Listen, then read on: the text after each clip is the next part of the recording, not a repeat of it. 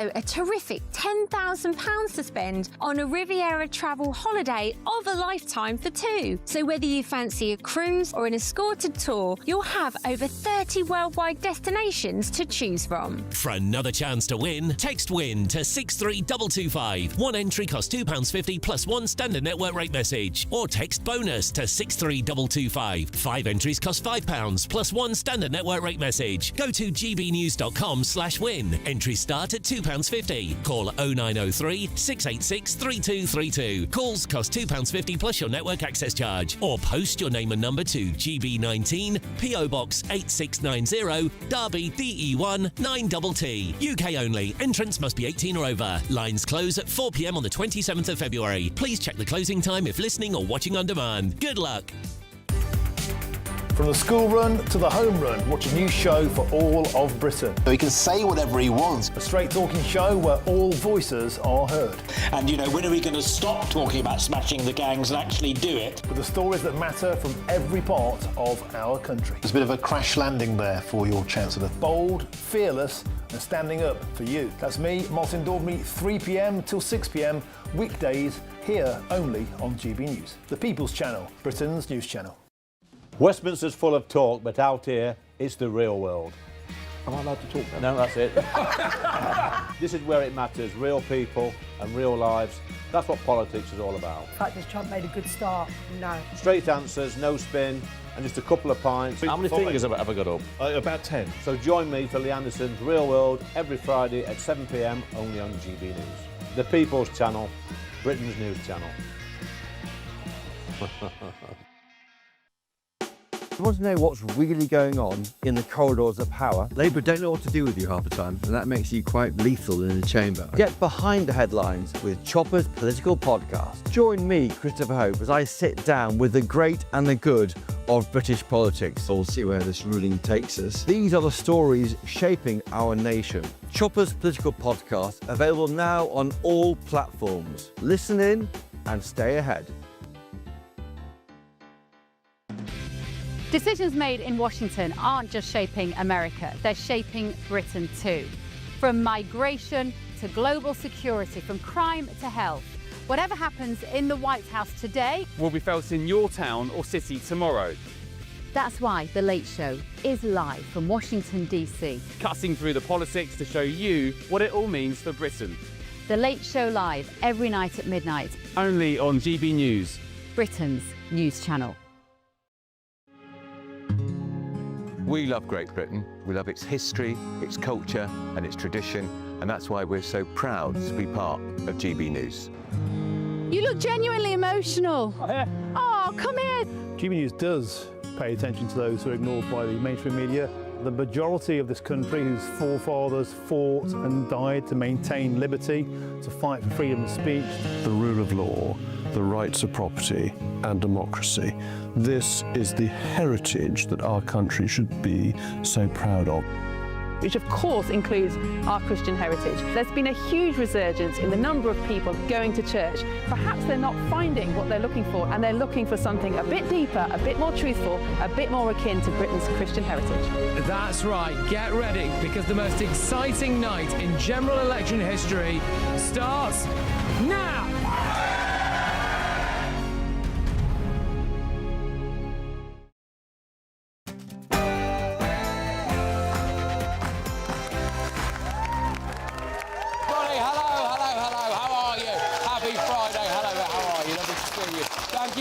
Thank you very much for coming. Thank you.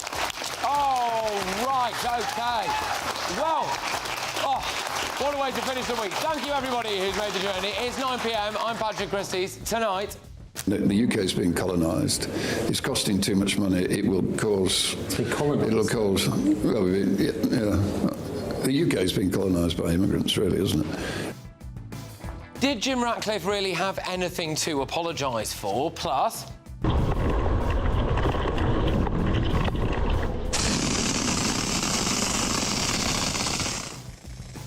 Yes, well, it turns out that Palestine Action aren't terrorists, actually. That's the verdict today in a court, so that's despite what the government might say. Also...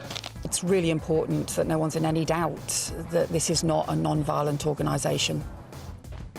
Yes, the courts disagree, of course. Forget politicians, it's the judges with all the power now, and they say that Palestine Action, that ban on them being prescribed as a terror group, was unlawful. And had I known then what I know now, I'd have never appointed him. Heard a couple of people giggling there. Is there a sense that there's only so many times Keir Starmer can say, well, it never crossed my desk, before you start to think, have you even got a desk? You know? Another Mandelson embarrassment for the Prime Minister, with new calls for Mandelson to testify in the United States. Also, the Epstein investigation. Thank you so much for right, this might divide the room. Do you think it's unfair that the King's getting heckled for Andrew?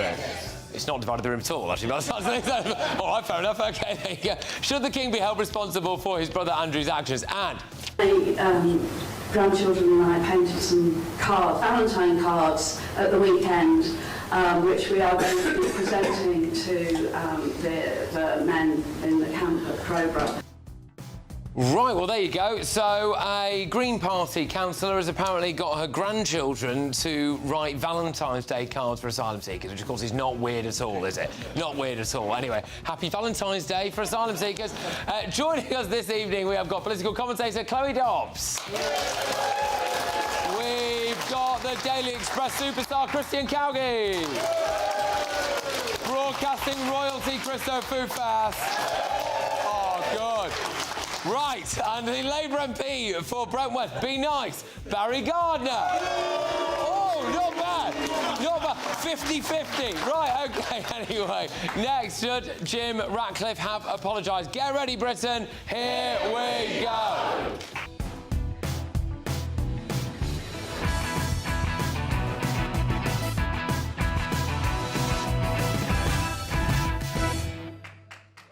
OK.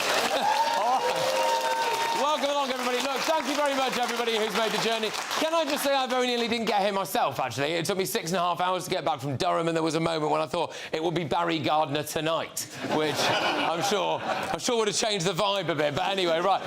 Jim Ratcliffe, in my view anyway, had absolutely nothing to apologise for. So this is the clip that caused all the drama. You can't afford you can't have an economy with 9 million people on benefits and huge levels of immigrants coming in. I mean, the UK is being colonised.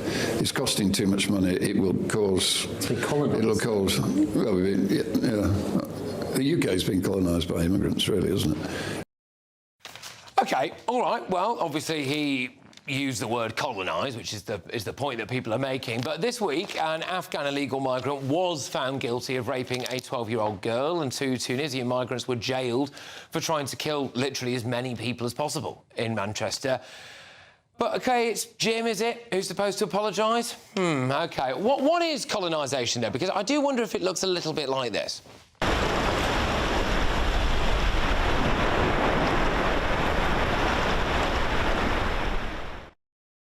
I mean, is it the deliberate invasion of Britain? Keir Starmer put out a social media post about Jim Ratcliffe's comments straight away. There it is. He says, look, obviously, he's got to apologise. He should apologise. Apparently, they know each other quite well. So then, obviously, Jim apologised. There it is. Now, I have not heard Sir Keir Starmer say a single word about that 12-year-old girl who was raped by an Afghan illegal migrant.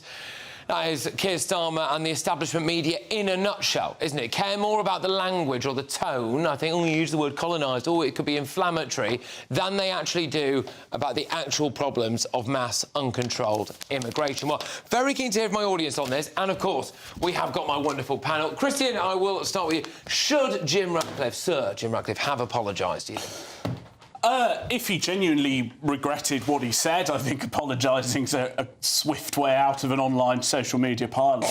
Not that you know anything about that? No, not going to near that. But I think there are two things. Firstly, you know, there's a reason why we don't have any politicians who've used the language he uses, because I think there is something instinctively, don't want to go near that, and I think the language was unhelpful for the debate. But I think a debate is a debate. And I think there should be room within that for people to say controversial and things that many of us would think are unpalatable. And I don't know whether being so squeamish is helpful in a democracy. Yeah, just out of interest, who, by way of show of hands, who in this room thinks that Jim Ratcliffe should have apologised? Must be some of you. No one. Well, Barry Gardner, with the obvious exception of Barry Gardner. No, so you would have all. Is there something you particularly want to say on the front row? See you holding a microphone. Have you got something to say on this? Go on then, take it away.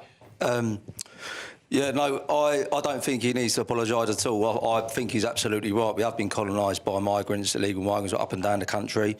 And as for Keir Starmer turning around and calling for him to apologise, I just think it's ridiculous because, let's face it, when's he going to apologise for refusing to acknowledge the rape gang inquiry?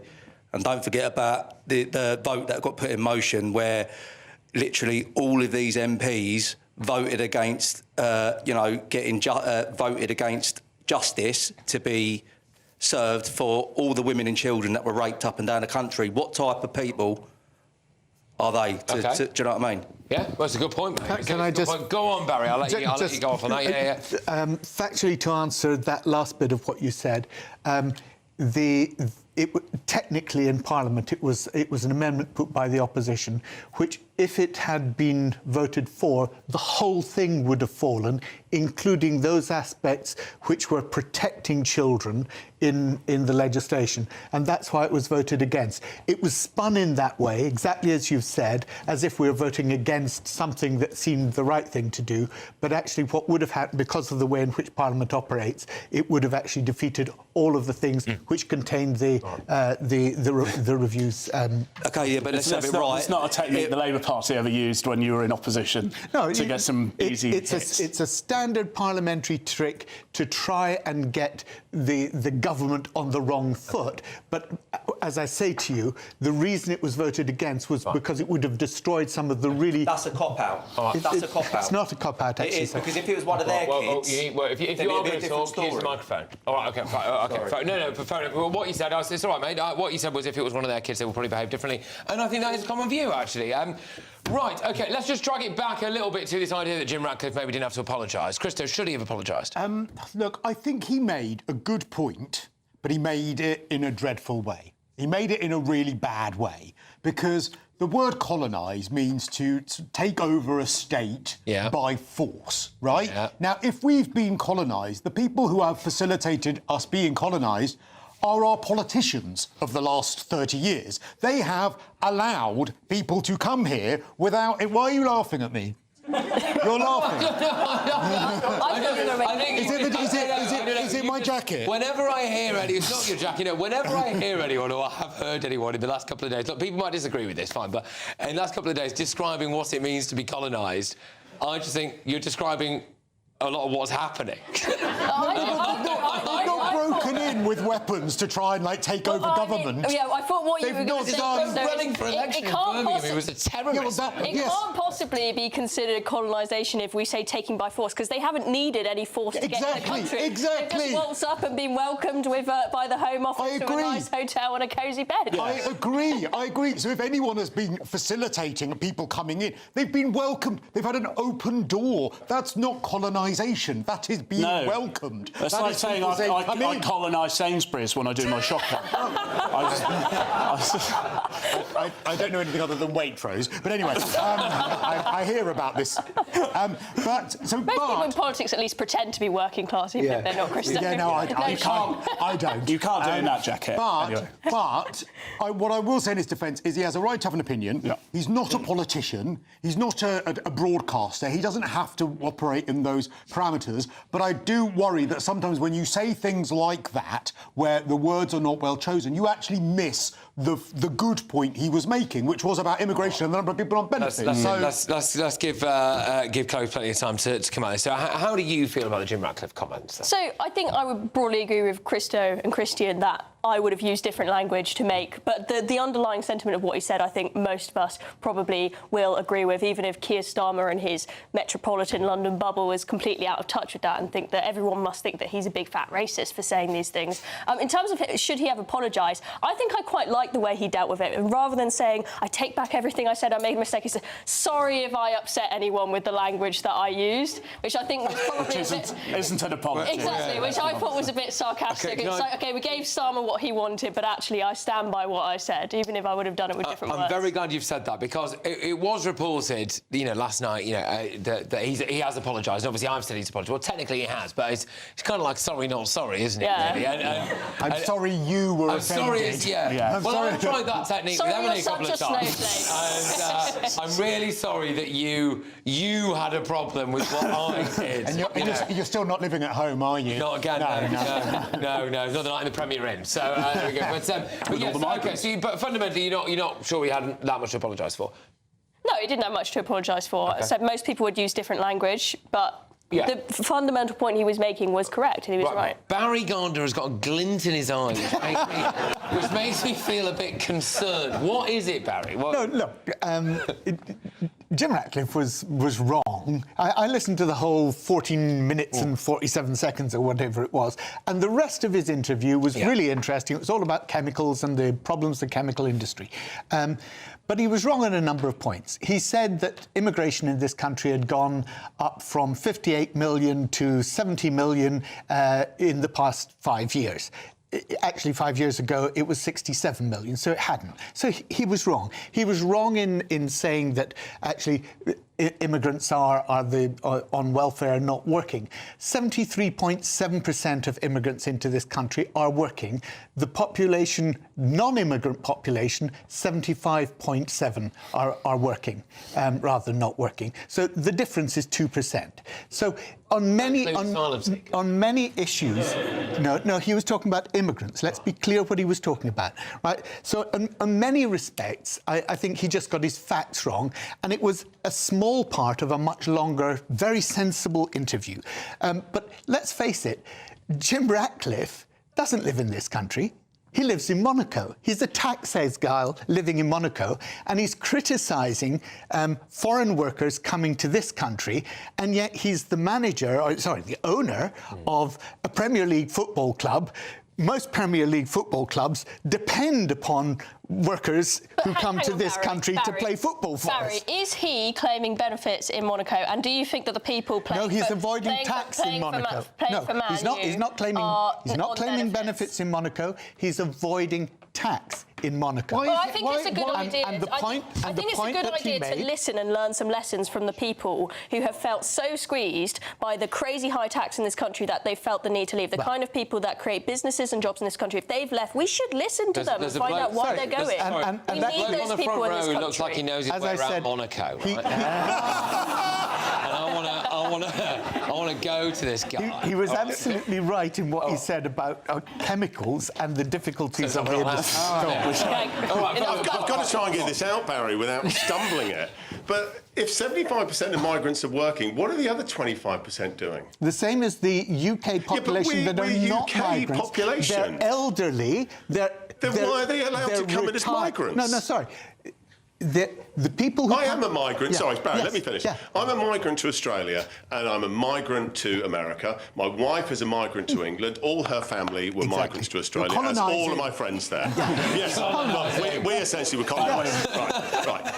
But migrants work. And when you retire, which you may well do in Australia or America or somewhere else, as many British people do in other countries, you will not be working. So in the same way as in the indigenous population here, the population who are not migrants, 25% of them are not working. This is the problem I think all of us have with this, and this is like, this all turns into like what language someone used or how someone wants to twist this, or he made a mistake that it was since 2000 instead of 20, he said 2020. Yeah. And it's nuts. I mean, come down to Bournemouth and I'll show you around for the day. I've got an office right in the centre of Bournemouth. I actually donate a floor of it to Reform Dorset. And it's right opposite, ironically, right? No bias there, then. Ironically, it is opposite the Dignity Centre, which is a drop-in centre for illegal migrants or asylum seekers. Right. And Friday's the biggest day. That's the day that they all flood down there on Uber bikes, Uber delivery bikes with balaclavas over their faces, shouting across the streets at each other. If that is not an example of a form of takeover I don't know what it is. Okay, My town right. is destroyed through this. And I don't see why it's not a bipartisan thing that this is agreed that we have to do something. Okay. And by the way, Barry, can I just say I think it's absolutely brilliant of you to acknowledge the mistake that Jim Ratcliffe made about the migrants that he was talking about, not just coming from 2020, and that you acknowledge that the Blair years from 2000 were also responsible for many of the millions that came here, because, of course, the 12 million figure corresponds to 2000 onwards. I think what's annoying is that Jim Ratcliffe, if he'd spoken better and been less inflammatory, he would have been a fantastic voice to enter the immigration debate. And we wouldn't be talking tonight about whether it was controversial. We'd be talking about, it would have been a more positive impact. And the thing is, look, I think probably a lot of this audience probably of one mind, they're not going to be swayed. But you've got to remember, if you're a politician, you're entering politics, you've got to try and swing, the waverers in the middle. And I think just instinctively, maybe there's a slight British tweeness about it. We like to be a bit more moderate. I don't think his intervention will have actually helped swing the dial in the way that he may have wanted to. But I also equally think that those calling him out also are not helping reach those people in the margin, right? People like Keir Starmer and everyone on the left that come and say, oh, he's a huge racist, he must apologise. That's also not helping and not speaking to voters either. To say, yes, he had a point, he should apologise for his language, they might say, but we need to address these issues that so many people across the UK, his point resonated with. That would be great, but Keir Starmer doesn't want to almost like he was that. making a point about an island of strangers, wasn't Yes, it? what happened to that? I know. That was hilarious, actually, because he said that we were an island of strangers. Then he said, actually, sorry, I didn't write the speech and I'd not even read it before I said it out loud. Maybe Jim Ratcliffe should have quoted Enoch Powell like Keir Starmer and then he'd have been fine. Yeah. Because that's why he apologised. He went, oh, God, I've made a speech and I've accidentally invoked Enoch Powell. And now he's saying Jim Ratcliffe's the offensive one. Another U-turn, I think. Yeah, well, chalk that down as. Anyway, right, look, there's lots on this evening. There's another Mandelson drama as well. And apparently asylum seekers getting Valentine's Day cards, which I suppose means that they're getting more than my wife. Anyway, it's time now for the Great British Giveaway. Here's Eddie Sparks. You could win cash and the ultimate holiday in our two-part Great British Giveaway. Thanks to Riviera Travel, you could be jetting off on a £10,000 dream holiday for two people. With flights, transfers and luxury accommodation included, you'll get to choose the kind of holiday you want. So whether you're looking for hotel comfort or on a relaxing river cruise, you'll be able to find the perfect match from over 30 global destinations on offer. And because the holiday is handpicked with you in mind, you know it's going to be perfect. Plus, we're going to give you £30,000 in tax-free cash to spend however you like. Your summer can start here, so make sure you don't miss out. For another chance to win, text WIN to 63225. One entry costs £2.50 plus one standard network rate message. Or text BONUS to 63225. 5 entries cost £5 plus one standard network rate message. Go to gbnews.com/win. Entries start at £2.50. Call 0903 686 3232. Calls cost £2.50 plus your network access charge. Or post your name and number to GB19 PO Box 8690 Derby DE1 9TT. UK only. Entrance must be 18 or over. Lines close at 4 p.m. on the 27th of February. The winner may be contacted live after all entry routes have closed. Please check the closing time if listening or watching on demand. Good luck. Welcome back. Still ahead on Patrick Christys tonight. We've got a bit of this. I am sorry. Sorry for what was done to you. Well, Lord Mandelson is summoned, apparently, to appear before Congress to testify about his relationship with Jeffrey Epstein. Is it another embarrassment for Sir Keir Starmer? Is it the kind of, straw that breaks the camel's back eventually, really? So we're going to be talking about that and more when we come back. Thank you very much, all. Cheers.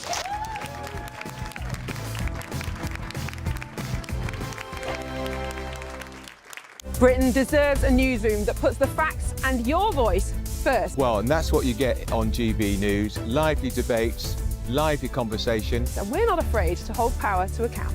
And each other. So join me, Andrew Pierce. And me, Miriam Gates, for Britain's Newsroom, weekdays from 9:30 on GB News. 5 hosts, 5 opinions, 5 fearless debates, 5 unfiltered takes on the day's news. 5 reasons not to be anywhere else on Saturday night. This is the Saturday 5. You got me good there. Britain's biggest Saturday night TV show. It's not a bad brand. Yeah. Uncensored. Very, very racy tonight. On the unpredictable. What did she say? Can you translate it for us? And always entertaining. And how can a country go from being led by William Wallace to Saturday nights from 6 p.m. only on GB News, the People's Channel. Britain's news channel. You're going to want to stay tuned, trust me. From the school run to the home run, watch a new show for all of Britain. He can say whatever he wants. A straight-talking show where all voices are heard. And, you know, when are we going to stop talking about smashing the gangs and actually do it? With the stories that matter from every part of our country. There's a bit of a crash landing there for your Chancellor. Bold, fearless and standing up for you. That's me, Martin Daubney, 3 p.m. till 6 p.m, weekdays, here only on GB News. The People's Channel, Britain's news channel. Westminster's full of talk, but out here, it's the real world. Am I allowed to talk No, now? that's it. This is where it matters, real people and real lives. That's what politics is all about. The fact has Trump made a good start? No. Straight answers, no spin, and just a couple of pints. How many fingers have I got up? About 10. So join me for Lee Anderson's Real World every Friday at 7 p.m, only on GB News. The People's Channel, Britain's news channel. Join me, Nana Akwe, for an informative, interactive news programme with a difference. It's fun. No, he didn't say that, Dave. I'm so surprised. I think there's an element of truth to that. Join me from 3 p.m. every weekend, only on GB News, Britain's news channel. In the GB newsroom, we bring you the news as it happens. With our team of dedicated journalists across the UK, we're ready to keep you up to date with what's happening every half an hour, every single day.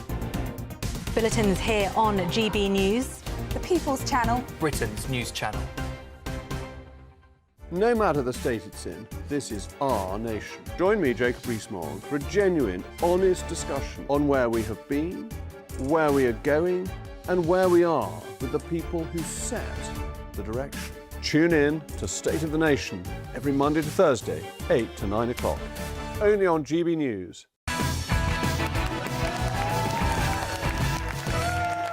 All right, welcome back, everybody. Thank you very much to my live studio audience. So, is the headache for the Prime Minister refusing to go away? Have a look at this.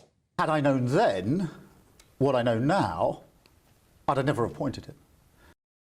Do you believe Starmer on the Monday? Because that's the thing, isn't it, ultimately? It doesn't matter what he says if the public just generally don't believe him. Anyway, this afternoon, Peter Mandelson was summoned by House Democrats to appear before the Oversight Committee in Congress. This is in America, of course, citing his close ties to Jeffrey Epstein over the span of multiple years. So, with the increased scrutiny and probing questions that US representatives will level against Mandelson, is this saga only going to get more embarrassing for the Prime Minister? Right. Who wants to take this up first? Chloe, your views on this? I think it probably will get more embarrassing for the Prime Minister because this hasn't disappeared with him, being removed, deciding to leave the House of Lords. I think often with these things, when someone gets into hot water, they think, I'll disappear, I'll resign, I'll live a quiet life, I'll go move to the countryside and everyone will forget about it. But then just after we found out he was leaving the House of Lords, we then found out there was going to be a full criminal investigation by the police. And also, bear in mind, we haven't had everything out of those Epstein files yet. There could be more to come that would be damning of Mandelson.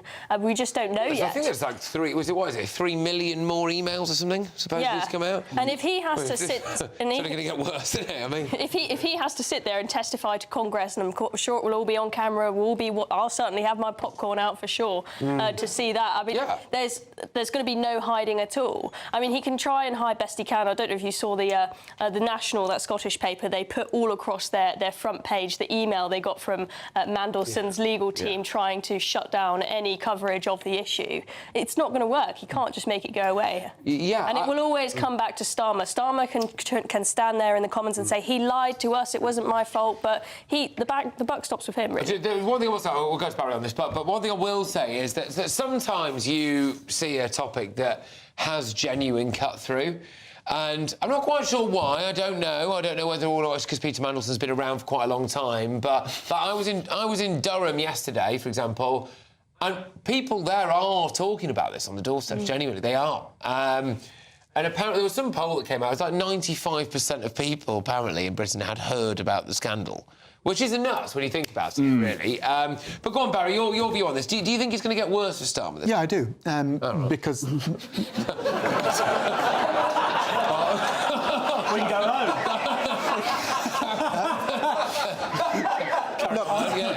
Look, the point is, the clip that you showed, he was saying, if I knew then what I knew now, I would never have appointed him.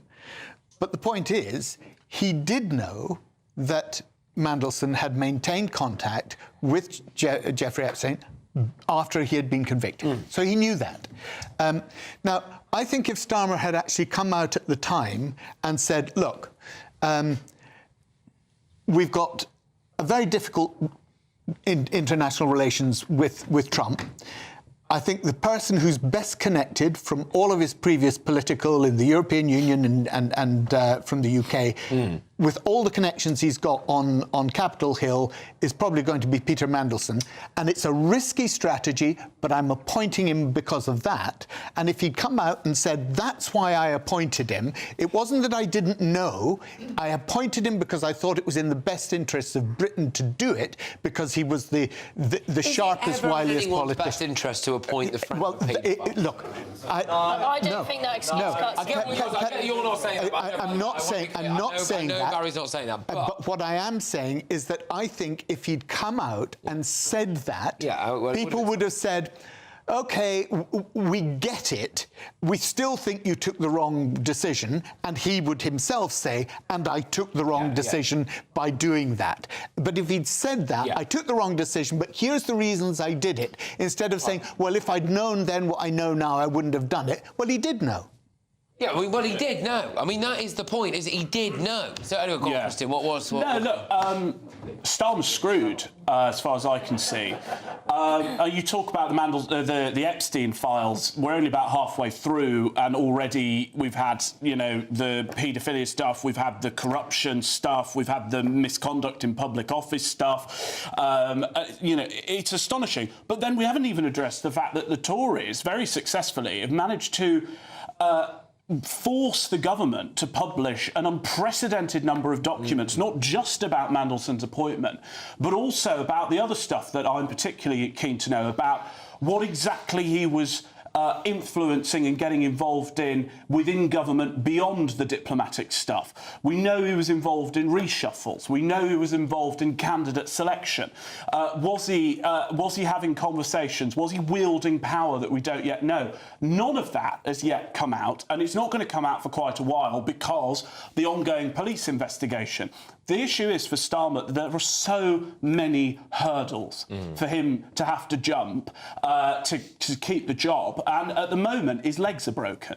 If it's not the further release of the Epstein files, it may be Mandelson testifying to Congress. If it's not that, it will be the files the Tories have forced him to release. If it's not that, it's the by-election. If it's not that, it's the May elections. The reality is that he's clearly lost the confidence of his cabinet, regardless of what they managed to get them all to tweet. And he's gone. He's gone. He's living on borrowed time, and the beginning of the end has passed. OK. Right. I'll come to you one second. So we're just going to make sure that you're actually in vision when we come to you. Christo, quickly, what guys say? Well, I just wanted to very quickly say, and I'm sure you might have heard it before, but just remind us of what the Labour peer Lord Glassman said. He was at the inauguration last January, and he actually sent a memo saying that he thought that Peter Mandelson's appointment was completely wrong. And he actually said, he wrote this in the Mail, "The brutal truth is the vast majority of people I met at the inauguration considered our Labour government to be a front organisation for paedophiles and Pakistani rape gangs." And he also said this? Yeah, he said this. And he said that when I was in Washington for the inauguration, 1,000 people showed me photos of Mandelson and Jeffrey Epstein together, blowing out birthday candles and buying clothes together. I did then say maybe it was an unwise appointment. So the idea that number 10... unbalanced. And the idea that number 10 Finely balanced. didn't know is absolutely preposterous. It's ridiculous. I mean, no idea. Keir clearly had an idea. All right, OK. So no, sorry, we are going to have to be a bit snappy with this, but I want you to stand up and give whatever views you've got. Go on. So I was just thinking, like, this is another scandal, obviously, from Keir Starmer, and it seems to have taken the limelight off, like, all the other scandals that come from Keir Starmer. Like, all the U-turns that come out. We've got U-turn after U-turn, the scandal with all the grooming gangs and stuff.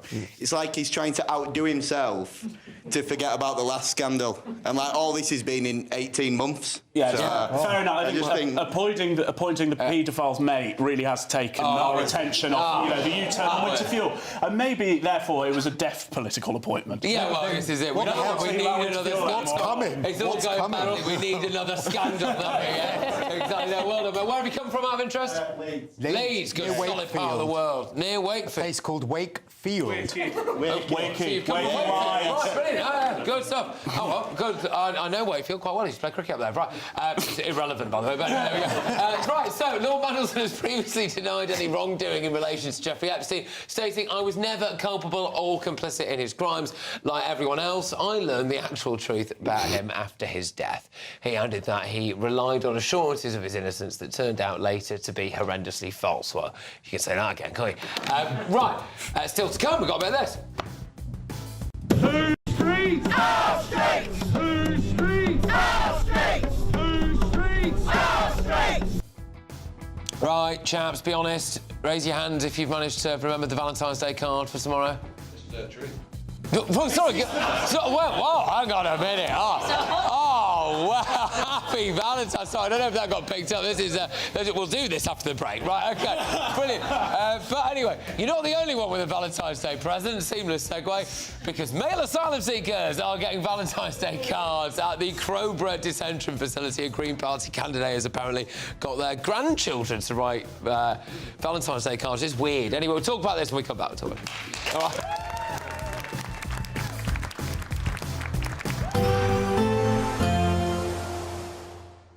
I hope we haven't forgotten anything. Travel insurance, I tick that box. Yeah, but remember what you forgot last year. All Clear Travel Insurance sponsors GB News Travel Destinations Forecast. Having seen so much stormy weather across parts of Western Europe recently, finally a change is on the way. It's still windy this weekend in Spain, Portugal and across much of Italy. Spells of rain moving in here, reaching eventually parts of Greece and Croatia. But it is looking drier and brighter for much of Spain and Portugal despite that strong wind. And that steady improvement continues into next week. Still breezy with showers around, but not as stormy as it has been. All Clear Travel Insurance sponsors GB News Travel Destinations Forecast. Hello again, very good evening to you. I'm here with your GB News weather forecast from the Met Office. Yes, there will be quite a bit of sunshine for many of us tomorrow, but before that we have a cold and for many icy night to come. That's because the weather systems that have brought today's cloud and rain, they are shifting further southwards, allowing for clearer, colder air to come in from the north. So still cloudy with some outbreaks of rain for a little while yet across central southern parts of England and Wales, but even here it's turning dry, and then widely across the country there'll be a lot of dry and clear weather. With that cold air and those clear skies, temperatures are going to drop, just about holding up above freezing towards the south in some towns and cities, but most places falling a fair few degrees below. In fact, across parts of Scotland it could get into negative double figures. So a harsh frost for many of us, widespread icy conditions. There could be still some lying snow in places, and the ice is going to lead to some difficult driving conditions as well. First thing tomorrow morning, the ice risk is across much of the country, really, just towards the south-southeast where temperatures hold up that little bit higher. Less of an ice risk here, but nonetheless there could still be some frost in prone spots as well. So a cold, frosty, icy start to the day tomorrow, but a bright one. Lots of sunshine on offer for most of us. Perhaps a bit of cloud lingering across some parts of East Anglia, but elsewhere a sunny morning before some high-level cloud sweeps its way in, turning the sunshine a bit milky from the west as we go through the afternoon. afternoon. Temperatures are widely going to be lower than today, but I think many of us will take that for the sunny skies. Then, as we go later tomorrow and overnight into Sunday, a band of rain turning to snow across northern eastern parts pushes its way in. That then clears away towards the east through Sunday with further showery rain, which could be quite heavy, particularly across parts of the south as we go through the day, and that could cause some issues with the ground so very saturated. A bit of flooding is possible. More changeable weather to come as we go into next week. In the GB newsroom, we bring you the news as it happens. With our team of dedicated journalists across the UK. We're ready to keep you up to date with what's happening every half an hour, every single day. Bulletins here on GB News, the People's Channel, Britain's news channel. Join me, Nana Akweer, for an informative, interactive news programme with a difference. It's fun. No, you didn't say that, Dave. I'm so surprised. I think there's an element of truth to that. Join me from 3 p.m. every weekend, only on GB News, Britain's news channel.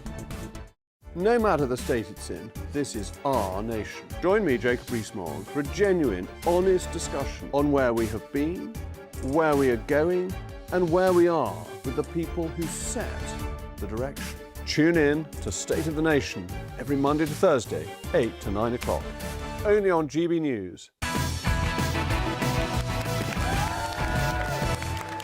Right. Thank you very much, everybody. We've got Wakefield, we've got Nottingham, we've got Bradford in the house. Fantastic. Thank you very much, everybody. Now, loads on this evening. We've got a bit of this. A Green Party councillor in East Sussex is facing lots of criticism because they announced that she is going to deliver Valentine's Day cards to asylum seekers and that she intends to take her grandchildren along with her. I think there's a clip of this, actually. My grandchildren and I painted some cards, Valentine cards, at the weekend, which we are going to be presenting to the men in the camp at Crowborough. Oh, my gosh. Honestly, seriously. Councillor Anne Cross said that she and her grandchildren will be taking the gifts to this Crowborough camp. It was the one that's former military base, now obviously full of illegal migrants. Now, it's understood, well, not that full, actually, 27 of them, but 27 migrants are now being housed at that former cadet training camp. Look, I don't need to tell you this, but, you know, it's come on the same week that there was this asylum seeker Afghan who raped a 12-year-old girl. I mean, we've had countless cases. It does feel a bit like it's every day now, doesn't it? It does feel a bit like that. So possibly not the best thing. Christo? Well, as of 2024, most asylum seekers coming to the UK came from Pakistan, Afghanistan, Iran, Eritrea and Bangladesh. In Pakistan, it's estimated 5 million girls were married before the age of 15. In Afghanistan, 1.4 million girls. In Iran, more than 500,000 children. In Eritrea, over half of girls are married under 18. In Bangladesh, it has one of the highest rates of child marriage in the world.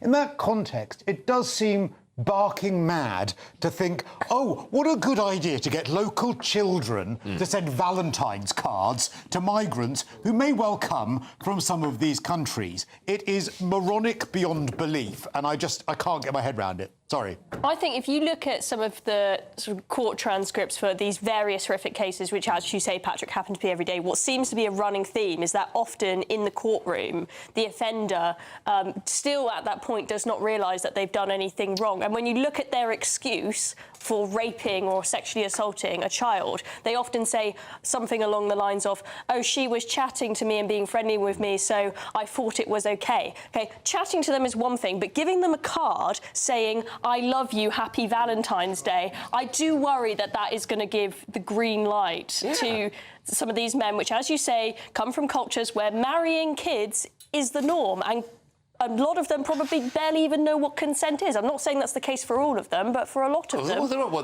look, it's been said in court, right? It's been said in court. But it's different. Like, yeah, OK. I mean, personally, I wouldn't be sending them a Christmas card, but I could. Maybe some people would. But Valentine's Day it's a romantic thing, isn't it? I mean, why are you... Well, I can't believe I'm looking you in the eyes. It's a romantic thing. Why is someone getting their grandchildren to write a Valentine's Day card for... I know. They've only been in the country 5 minutes. They're getting more Valentine's Day cards than I ever have. What's that about? The problem is that a lot of lefties and many of whom are found in the Green Party, I think they've mistaken the Paddington films for a real documentary about asylum seekers. And they genuinely do believe that they're these sort of happy, fluffy, marmalade-loving miscreants who, you know, just want to get on and do the best. It's just they are bizarre. They are delusional. Frankly, with a lot of Green Party politicians, you wouldn't know whether you know Zach Polanski's got round to legalising crack yet. It just sounds like a lot of them are emulating addicts as it is, and they all need to get a grip. And my God, I hope she's voted out. Right, well, strong stuff.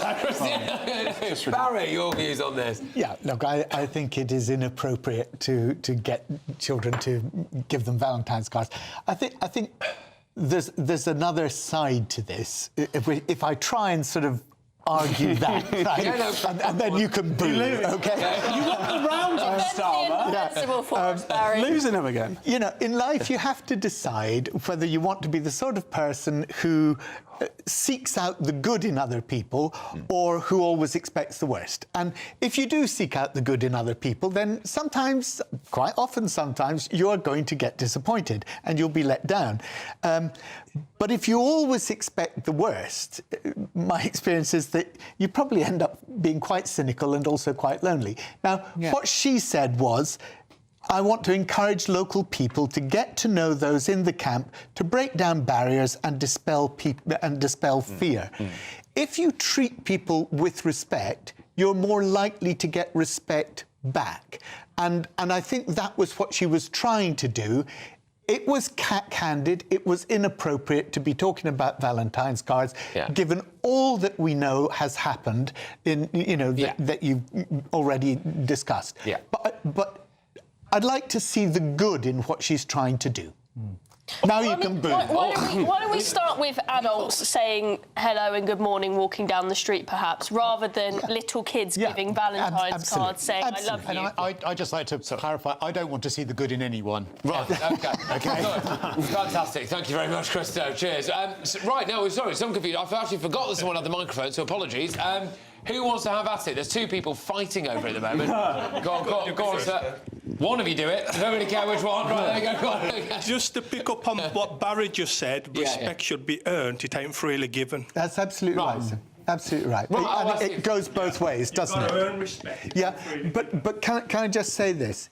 If people are met initially with hostility, right, rather than with respect and openness, then they're more likely to return hostility. That's my But Barry, the reality is that the immigrants that come into this country, if they come legally and we choose good ones that come from cultures similar to ours and who work and assimilate, they are way more likely to be treated with respect. You are going to, if we keep having this system where people are handed hotels and everything that they want, you will end up with people starting to disrespect them, and you might end up with genuine racism society. So it is in our interest to stop this kind of open border policy. Sorry, I just want to get to our minute now, sir. It's not immediately obvious where your political leanings are. Not with a hat like that on. Well, on a different note, obviously this is our Valentine's weekend, so it's our treat, you see. Yeah, absolutely. I've treated her for a special night. Just for you. You're going to propose? I've already done that one. OK, I really thought he was going that way then. I thought he was. Well, congratulations. Happy Valentine's Day as well. I hope this is good fun. Right, go on. What would you like to say? That was it? That was it.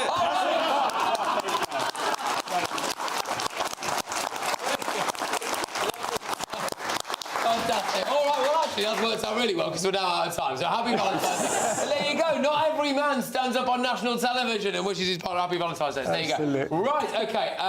What are we reading out here? Oh, the Green Party councillor Ann Cross has told GBNews. Making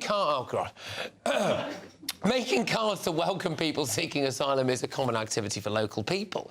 School children and refugee charities. The cards will go anonymously to the men in the camp as a welcome from the local community.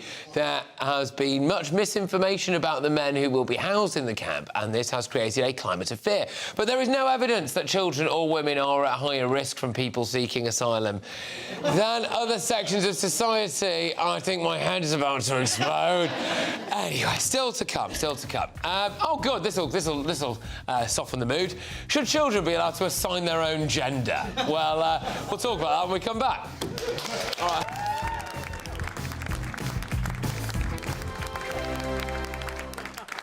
I'm Michelle Dewberry. This is Jubes & Co. with you. Hello everyone, Patrick Christys here with GBNews. Britain's news channel. Access the stories that matter to you. Take the GBNews family with you on any device. And as long as you have an internet connection. Tune in to GB News, anywhere on the planet or beyond. GB News, the People's Channel, Britain's news channel. From the school run to the home run, watch a new show for all of Britain. He can say whatever he wants. A straight talking show where all voices are heard. And, you know, when are we going to stop talking about smashing the gangs and actually do it? With the stories that matter from every part of our country. There's a bit of a crash landing there for your Chancellor. Bold, fearless and standing up for you. That's me, Martin Daubney, 3 p.m. till 6 p.m, weekdays, here only on GB News. The People's Channel, Britain's news channel. Westminster's full of talk, but out here, it's the real world. Am I allowed to talk then? No, that's it. This is where it matters, real people and real lives. That's what politics is all about. In fact, has Trump made a good start? No. Straight answers, no spin, and just a couple of pints. How many fingers have I got up? About 10. So join me for Lee Anderson's Real World every Friday at 7 p.m, only on GB News. The People's Channel, Britain's news channel. You want to know what's really going on in the corridors of power? Labour don't know what to do with you half the time, and that makes you quite lethal in the chamber. Get behind the headlines with Chopper's Political Podcast. Join me, Christopher Hope, as I sit down with the great and the good of British politics. We'll see where this ruling takes us. These are the stories shaping our nation. Chopper's Political Podcast, available now on all platforms. Listen in and stay ahead. Decisions made in Washington aren't just shaping America, they're shaping Britain too. From migration to global security, from crime to health. Whatever happens in the White House today will be felt in your town or city tomorrow. That's why The Late Show is live from Washington, D.C. Cutting through the politics to show you what it all means for Britain. The Late Show live every night at midnight. Only on GB News, Britain's news channel.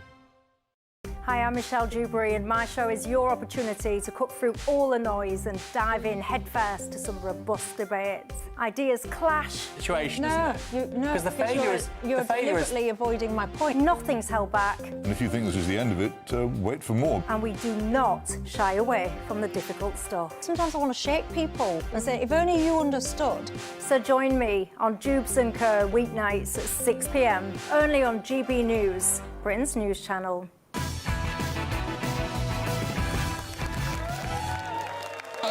Welcome back, everybody. OK, so a judge has dismissed activists' attempt to overhaul the guidance that sought to protect single spaces in bathrooms and changing rooms. OK, so the High Court has ruled that employers can legally ban transgender women, blokes, from using female toilets. Meanwhile, Labour's new guidance will allow children as young as 4 years old to change their gender at school. So, yeah, you win with one hand, you take away with the other, don't you, really? But campaigners have criticised the guidance, saying it would encourage, obviously, a dangerous fairy tale and put pupils at risk. So, look, should children really be allowed to assign their own gender? Has anyone got the microphone on this, out of interest? No? You do? Do you want to? Oh, good. No, no, fair enough. All right. He just happens to be holding the microphone. OK. Who else? Well, Chloe, I think this in a roundabout way relates probably more directly to you as a woman. It's affecting you more, isn't it, with blokes coming into your spaces? Yeah, I mean, I can't believe we're still talking about this. I mean, the Supreme Court ruling was in, what, May, if I remember rightly? And I think after that, there was a huge sigh of relief and we thought, finally, this matter is settled. We can all stand stop talking about this gender nonsense now and crack on with our lives, and we'll know that blokes won't be allowed in women's toilets. A few days later, there was a bloke in a frock in the toilets at Waterloo, which I tweeted about, and it caused an absolute storm with all of the trans activists wanting to murder me for wanting the law to simply be obeyed, right? And we're still talking about it now. We've got plenty of cases which point to the argument to leave the ECHR with immigration, but with this, where you've got people trying to overturn the Supreme Court ruling by pointing to ECHR legislation about human rights and whatnot, is bonkers. I'm glad to hear that bosses can, it would seem now, stop men from going in the women's loos, but the children in schools thing, I mean, I'm sorry, an 8-year-old can't get a tattoo, but they can declare that they have changed gender. That's absolutely crazy, and teachers have to go along with this. They've been told they must consult the parents, which I'm glad about, because there have been cases where teachers have kept things private from the parents, which is deeply wrong. But if the children, after telling the parents, decides, nope, you must call me whatever gender, the teachers have no choice but to go along with it by the looks of it, else they'll be fired. Most likely. Scary stuff, isn't it? So to clarify, apparently the Labour guidance is that children as young as 4 years old can change their gender whilst at school. I just thought we were a bit over this now, but we're not, are we, Christo? Well, like, I think if you're a 4-year-old or a 5-year-old or whatever, and you say, I want to go to school, and you're a boy and you want to go to school in a princess dress, then the answer is, yeah, all right, fine, fair enough, have a biscuit. Yeah. You know what I mean? That's the answer. You don't say, oh, well, OK, now this means that, you know, Peter, you're now Pauline, and this is what we need to call you. You just let them just get on with it, and then they'll probably just, like, the next day want to be a pirate, the next day they'll want to be He-Man, do you know what I mean? So I think that trying to formalise this is ridiculous. The only thing I'll say about the toilet argument, right, the separate thing, and I absolutely agree with you that women's spaces are absolutely sacrosanct, but where do trans people go to the loo? That is the problem, and it's a problem that no one wants to... OK, great, fine, so the trans women... Because you stand up when you wait. Go to the jet. No, but hang on. Almost everywhere has got an accessible loo, which 99% of the time is empty, right? Why can't they just use that? Well, of course, if someone in a wheelchair comes to use the toilet, let them go first. Absolutely. But I've had times where it's like, you know, you need to get changed or whatever it is, right? Agree. And it's empty, and you say, fine, and there's such a small proportion of the population. That is the easy solution. OK, you're right. That is the solution. And unless we get guidance about that, unfortunately, what you're going to end up with is trans men in women's loos, who still are biologically women, so therefore you'll have people who look like men in women's loos still, and that's not going to solve the problem. But Do you see what I mean? Where are you on this? Where are you on this? The Supreme Court was absolutely right? And they showed that it's complicated because the Equalities Act talks of protected characteristics, so males, females, protected characteristics. They made in the Equalities Act an exception to protect women's spaces and individual sex spaces like toilets, right? In fact, the only toilets that I know where males and females go in together is here in GB News, as you've all seen if you've been to the loo here, right? Which does seem to be quite weird sometimes, but given the channel's view on it. But it's absolutely right that those spaces are protected by the Supreme Court, and women should be protected from any males going into those toilets. Yeah. On the thing with children saying I'm a girl and wanting to use female pronouns, quite honestly, I agree with Christo. If a boy wants to dress up as a girl and go in as Princess Zora, fine. If a girl wants to dress up as a pirate, fine. Let them. It's just kids role-playing. But the idea that you then have to regiment that by saying, now the teacher must call them a boy or a girl. Where's that? Sorry, nonsense. We're about out of time for this segment, but stay well away from you. Right, OK. Look, still ahead on tonight's show. Got a bit of this. It's really important that no one's in any doubt that this is not a non-violent organisation. Yes, well, I'm sure most of you saw this. So Palestine Action won a High Court challenge over the group's ban as a terrorist organisation. I see some people shaking their heads at that. We'll discuss that when we come back.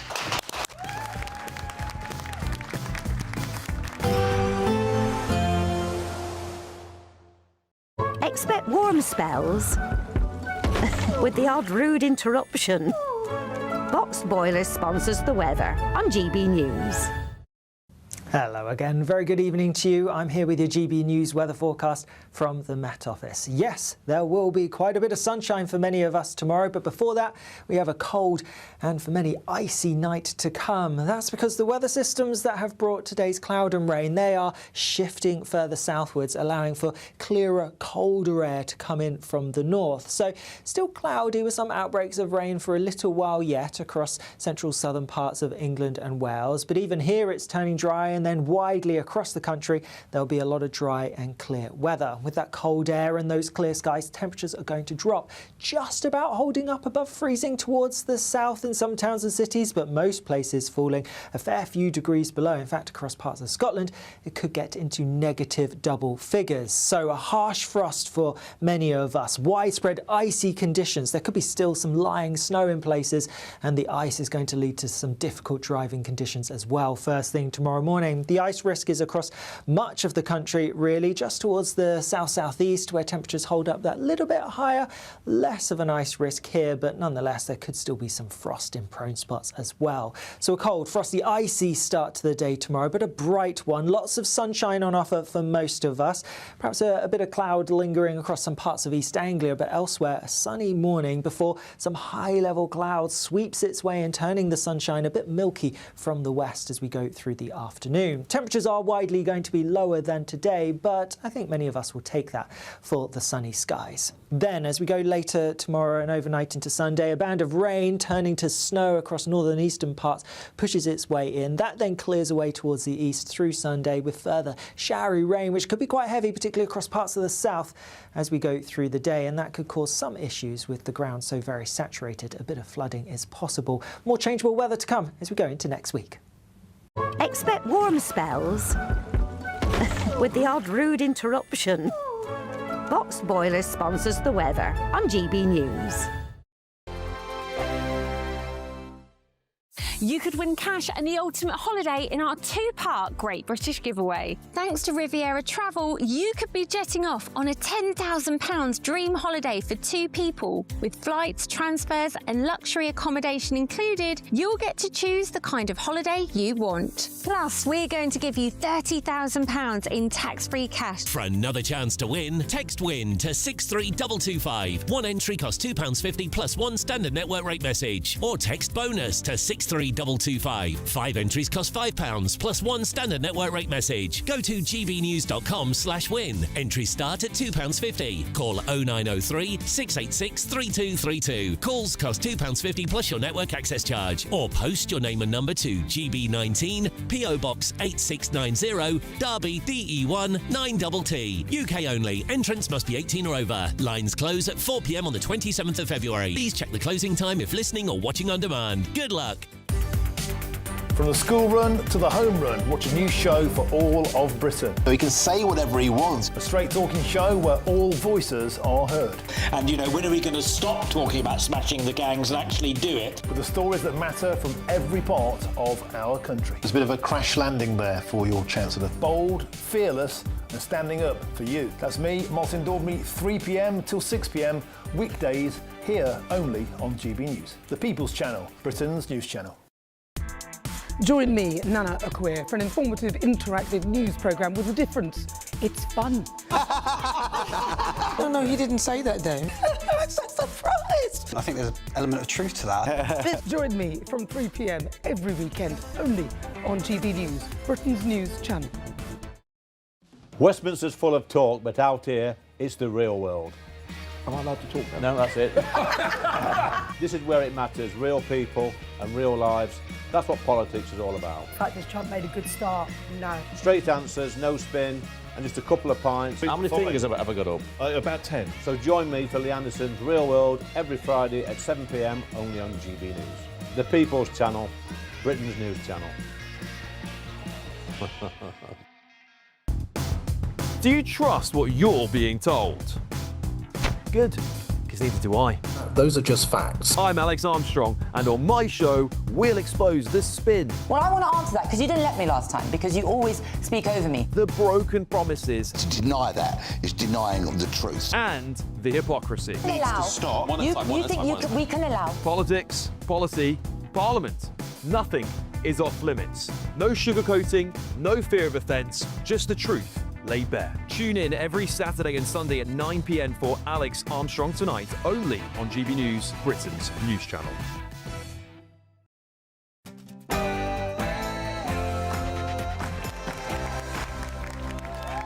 Friday, everybody. Hello. How are you? Good to see you, mate. Happy Valentine's Day. Hello.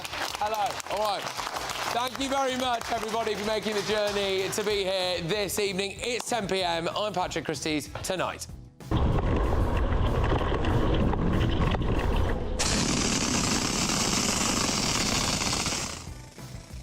Yes, right, OK, so that's Palestine Action. It turns out now they're not terrorists. So we were told that they were terrorists, then we tried to prosecute those people because we thought they were terrorists, and then now they're not terrorists. So it's good. It's just nice to know where we stand, isn't it? But despite what the government might say, here's Yvette Cooper, I think. It's really important that no one's in any doubt that this is not a non-violent organisation. Yeah, well, fundamentally, the courts disagree, right? I mean, forget politicians. It does appear that judges have a huge amount of power in this country now, and we're going to have a conversation about whether or not that's right, really. Also, had I known then what I know now, I'd have never appointed him. Never crossed my desk. Another Mandelson embarrassment for the Prime Minister, with new calls for Mandelson to testify in the United States. Will there be something on tomorrow's newspaper front pages on now? I'll bring them to you shortly. Also, the Epstein investigation. Thank you so much. yes, now interesting. I think there seems to be a general mood here is that the King shouldn't be being heckled over Andrew. Is that how people feel? Yeah, I'm really looking forward to seeing why you think that, you know, all of that stuff. So we're going to talk about that. Is it right that he's being hounded for his brother's actions? Also, my grandchildren and I painted some cards, Valentine cards, at the weekend, which we are going to be presenting to the men in the camp at Crowborough. all right, yes, it's Happy Valentine's Day for asylum seekers. So there we go. Right, OK, on the panel tonight, we have got the Daily Express's Christian Calgie. We've got broadcasting royalty, Christo Krufas. We've got the absolutely fantastic Chloe Dobbs. And everyone's favourite Labour MP for Brett West that appears on this show at this time every single week is Barry Gardner. Oh, it's all right. It's all right. There we go. Be nice. Be nice. Right, OK, get ready, Britain. Here we go.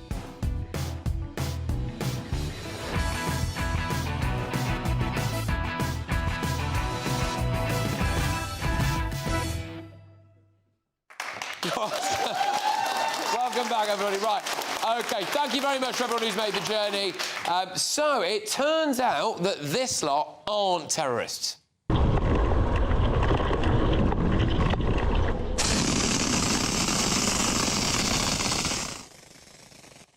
Well, today, a judge ruled that the government was wrong to prescribe Palestine Action as a terror group. I believe that we have won!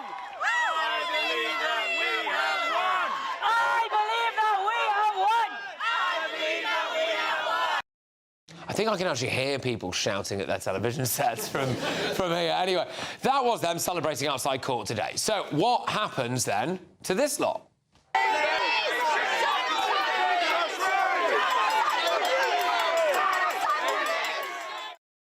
Loads of people have been arrested for supporting Palestine Action. So what happens now? They're in kind of limbo, aren't they, really? Look, mark my words, I feel like this decision will make Britain worse, ultimately. I think it emboldens people like this. Zionists, get out there and fight them. Get out there and meet them in the street. Get out there and let them know that you do not stand by them. Do you understand me? Bob Villain there. And people like this.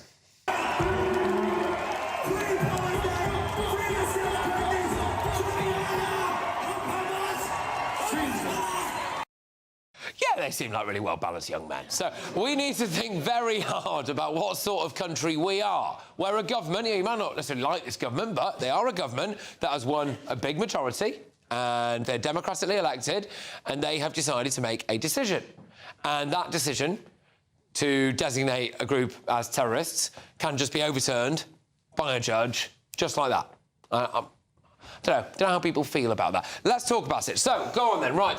Christys, I could see you nodding along there. What are your thoughts? I think it's... Let's just note, actually, regardless of what we think, I think on this issue, on prescribing Palestine Action, this government's been fine in taking that decision. I think they should get credit for it. And it's nice to see, I suppose, some cross-party unity between Labour and the Tories in both wanting to pursue this to an appeals court and see if they can't get it overturned. There is, however, a delicious irony that on the one thing that most people in this room will give credit to the Labour government for, they have been thwarted by the courts whom Keir Starmer absolutely loves and will not criticise. And, you know, any other government, I think, would now be talking about widespread legal reform, restoring parliamentary sovereignty, quitting the ECHR, so we can make politicians make these decisions and have them hold. But we're not going to get that.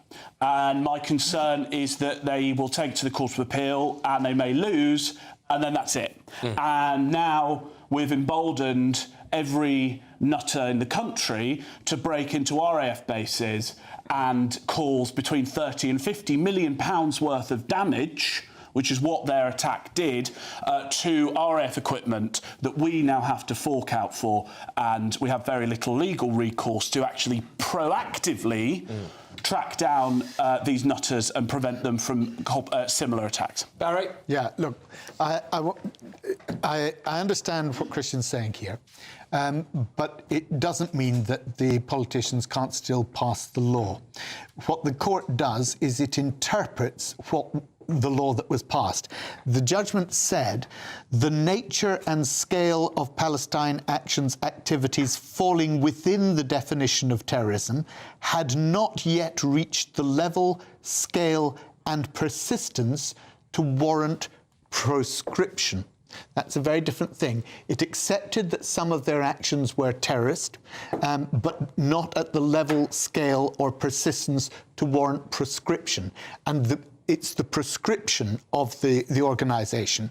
And she said that whilst Palestine Action promotes its political cause through criminality and encouragement of criminality, the criminal law was able to prosecute those responsible without needing proscription.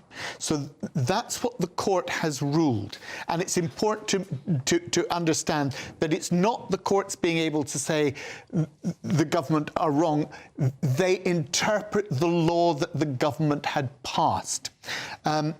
You have 3,000... Can I just finish? 3,000 people, OK, who have now been arrested. We're talking about vicars, lawyers, we're talking about retired doctors... Nutters. 80-year-old people. But people who sitting there holding up a sign who nobody in their right minds thought was going to go out themselves and commit a terrorist act. Right. And therefore, I think there's a mess here, and we need clarity about what the law actually is, and the appeal court ought to give that. All right, cool. So what I would say is that the court said that the cost-benefit analysis from the government had not taken into account enough the threat that it poses to the right to protest. On that, I would say that there are plenty of other marches you can go on and organisations that you can go out and protest with supporting Palestine without specifically being with Palestine Action. So I don't think that's an issue, but I would say... The same would have been said of those women who protested over a century ago for the right to vote, because they took violence a violent action in order to get the right to vote.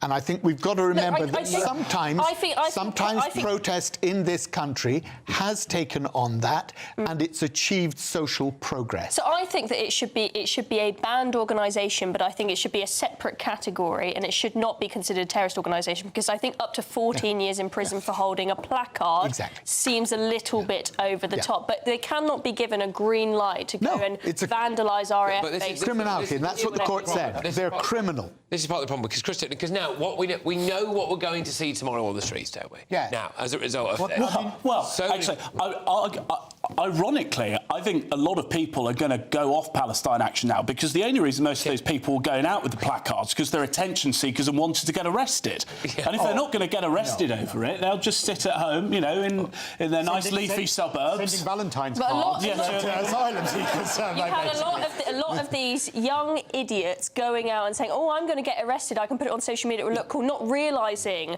that terrorism charges are much greater, can come with a far bigger punishment than, for example, being arrested for sitting in the road as a Just Stop Oil protester.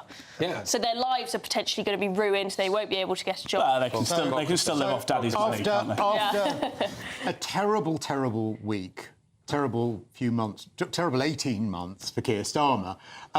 I mean, he would have been sat there, he would have been foaming at the mouth at this. This is like pornography for him. A lefty judge overthrowing something. He would, oh my God, he would be loving it so much. But I got this from you. Do you shake like that when you look at pornography, then? What do you know about this? I mean, the idea that is your metaphor of choice to illustrate. Barry, I'll tell you, I can get over Barry Gardner saying that word. You don't know what I look like when I don't. And nor will you ever find out. Nor will you ever find out. We might be drifting slightly off. Do you think so? Yeah. Do you think? Yeah. I thought, though, and I got this from you, Barry, that the terrorism legislation, the 2000 Terrorism Act and the 2006 Act, said that attacks on Ministry of Defence sites are treated as severe, with severe penalties under the Counter-Terrorism and Sentencing Act of 2021. Yeah. So how is attacking... They were prescribed as a terror organisation as a result of their own actions attacking an army base. So how are they not a terror group? You can commit a terrorist act and yet not be subject to the laws about proscription. And that's the point that the judges made today. It was, as I said, the court said that the government, in their report, their assessment of how much of a risk that Palestine Action posed was accurate, but they hadn't weighed it up appropriately with the risk it poses to the right to protest. And that is what means that the court thinks it doesn't meet the bar of it being a terrorism organisation. This is what I want to put to you, Christian, because... with this now, so you've got the government who has... So the judge, according to Chloe there, was saying that basically they did think that actually they are a dangerous group. It's not like the government, like the government's made this up. So they are, but they didn't weigh it up with their rights of protest. So at the moment in court, we've also got the one in, one out deal with the loads in, one out deal with the French. But that's going through because that's still going. There's a high court battle there to try to get that stopped, so they could scrap the deal. And now you've got this. So it's like, whenever a government wants to introduce some form of relatively strong policy, whether it's to do with immigration or whether it's to do with prescribing people as terror groups, you can just go to the High Court and find a judge and they'll change it. Yeah, and there's other things as well. Like, for example, if you want to take something to the court, your costs are often capped at something like £20,000. So you just need one rich nutter to pay that. And if the costs run into the millions, then we as taxpayers stump up the rest. So I think the incentives are all very much wrong. My issue with what Barry said, though, is that he almost made the argument against prescribing anything. Because if all of it can be dealt with under the Terrorist Act, then prescribing an organisation as a whole, I don't understand the point. The reason why we prescribe organisations is both it's a preemptive matter, and I think it's a strong symbolic matter, that you cannot You know, it's wrong. If I went and, you know, you said that they were just arrested for holding signs. Well, take that with another terrorist group. If I go out and say Hamas or the Aryan Brotherhood, you know, if there's a reason that it's illegal. And as I said earlier, my concern is now that we've given the green light to nutters. And you talk about judges saying we've not done a proper cost-benefit analysis. Fine, right. Well, should the government have sat back for another couple of years, let them get on with another few RAF bases until we meet that threshold? Or was the government right to step in when it did? And actually, judges now, we're going to have to go through this whole rigmarole again. It'll cost us tens of millions of pounds more for the same impact. I want whatever government we elect of any stripe to have the power to do what it wants, and if they get it wrong, we vote them out. Judges need to get out of politics. That means we must pass... Well, it's taken an hour and 14 minutes. We've finally had the first round of applause. Well done, really good. That means we must pass the legislation in the form that we intend. And that's effectively what the courts say the government didn't do. They didn't get it right because they didn't define it properly. To achieve what it wanted. Barry, was it? No. Not very forensic for a former DPP. But let's be thankful that we live in a society in which governments can be held to account. Because it doesn't matter whether you approve of a particular government or you don't. Okay. We need the law sometimes to hold the government to account. Just out of interest, who, in just a show of hands really, who in this room thinks it was right to prescribe them as a terrorist group, Palestine Action? Yeah. Yeah, and there are some people who don't think that, I think, as well, to be fair. So, there's a gentleman who's got the microphone here. What would you like to say, sir? If the Greens get in, that can prescribe them heroin and crack, and we ain't got to worry about them again, have we? I'm glad I went to you. You know what, Greg? I love that we've got proscribe and prescribe together. Yes. Totally muddled up. Yeah. Wow. Yes. Oh, good. I don't think we're actually going to. I don't think GPs are recommending doses of Palestine Action. People think that's a joke, right? In about 4 years' time, I'll be sitting here doing a report. The Green Party have prescribed. By the way, and I'll be in prison for being a landlord. Yeah, at the same time. All right, look, loads on. I need to tell you though about the Great British Giveaway. Yes. Oh, here's Hayley Sparks with all the details. You could win cash and the ultimate holiday in our two-part Great British Giveaway. Thanks to Riviera Travel, you could be jetting off on a £10,000 dream holiday for 2 people. With flights, transfers and luxury accommodation included, you'll get to choose the kind of holiday you want. So whether you're looking for hotel comfort or on a relaxing river cruise, you'll be able to find the perfect match from over 30 global destinations on offer. And because the holiday is handpicked with you in mind, you know it's going to be perfect. Plus, we're going to give you £30,000 in tax-free cash to spend however you like.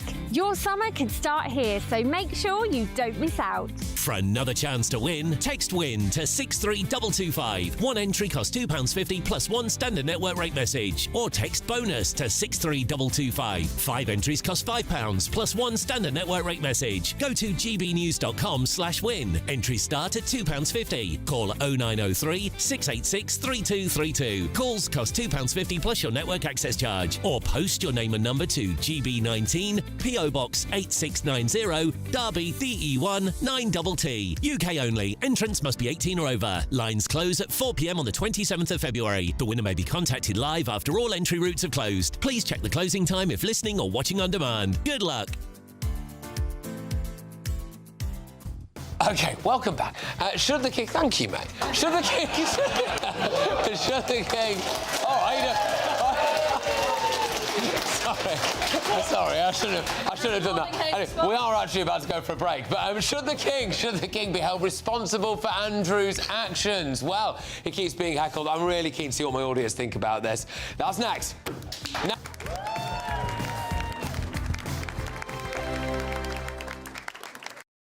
Westminster's full of talk, but out here, it's the real world. Am I allowed to talk now? No, that's it. This is where it matters. Real people and real lives.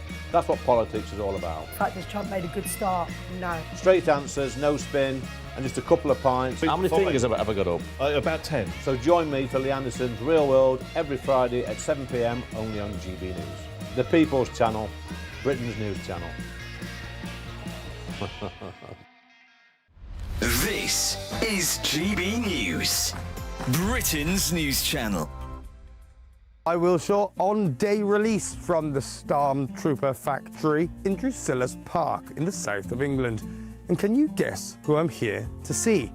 No, it's not this old grey grizzly chap. In fact, regular viewers of the show will know that I am Britain's biggest beaver lover. And it turns out I'm not the only one. Yes, a new rewilding campaign has been launched, and up and down the country, people are coming out to support it. So I'm here to find out more.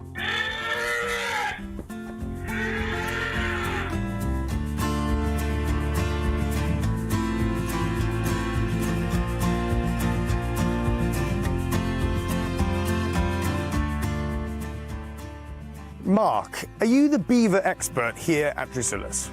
I guess I could be. I'm the zoo manager, so I'm the most senior figure in the zoo. I've been working in zoos for over 34 years. So my responsibility is the management and the welfare of the plus 800, 900 animals that we have in the park. All right, well, that's a lot of animals, but tell me, please, about your beaver. So the beavers are particularly special. We have had beavers in the collection for 35, 40 plus years. They're hugely popular with our visitors. They're hugely popular within our industry. Professionals alike like to come to Drusilla's to see the beavers. Very exciting. Well, thank you so much. Thank you. Thanks a lot. GB News, the People's Channel. You want to know what's really going on in the corridors of power? Labour don't know what to do with you half the time, and that makes you quite lethal in the chamber. Get behind the headlines with Chopper's political podcast. Join me, Christopher Hope, as I sit down with the great and the good of British politics. We'll see where this ruling takes us. These are the stories shaping our nation. Chopper's political podcast, available now on all platforms. Listen in and stay ahead.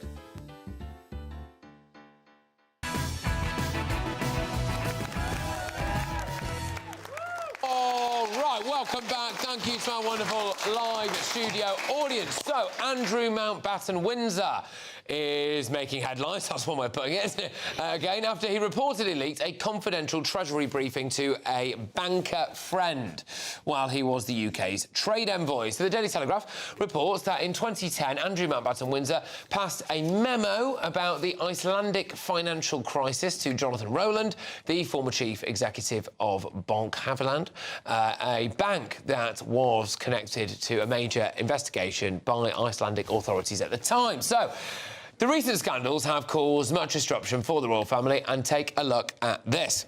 The Epstein investigation. Thank you so much for coming.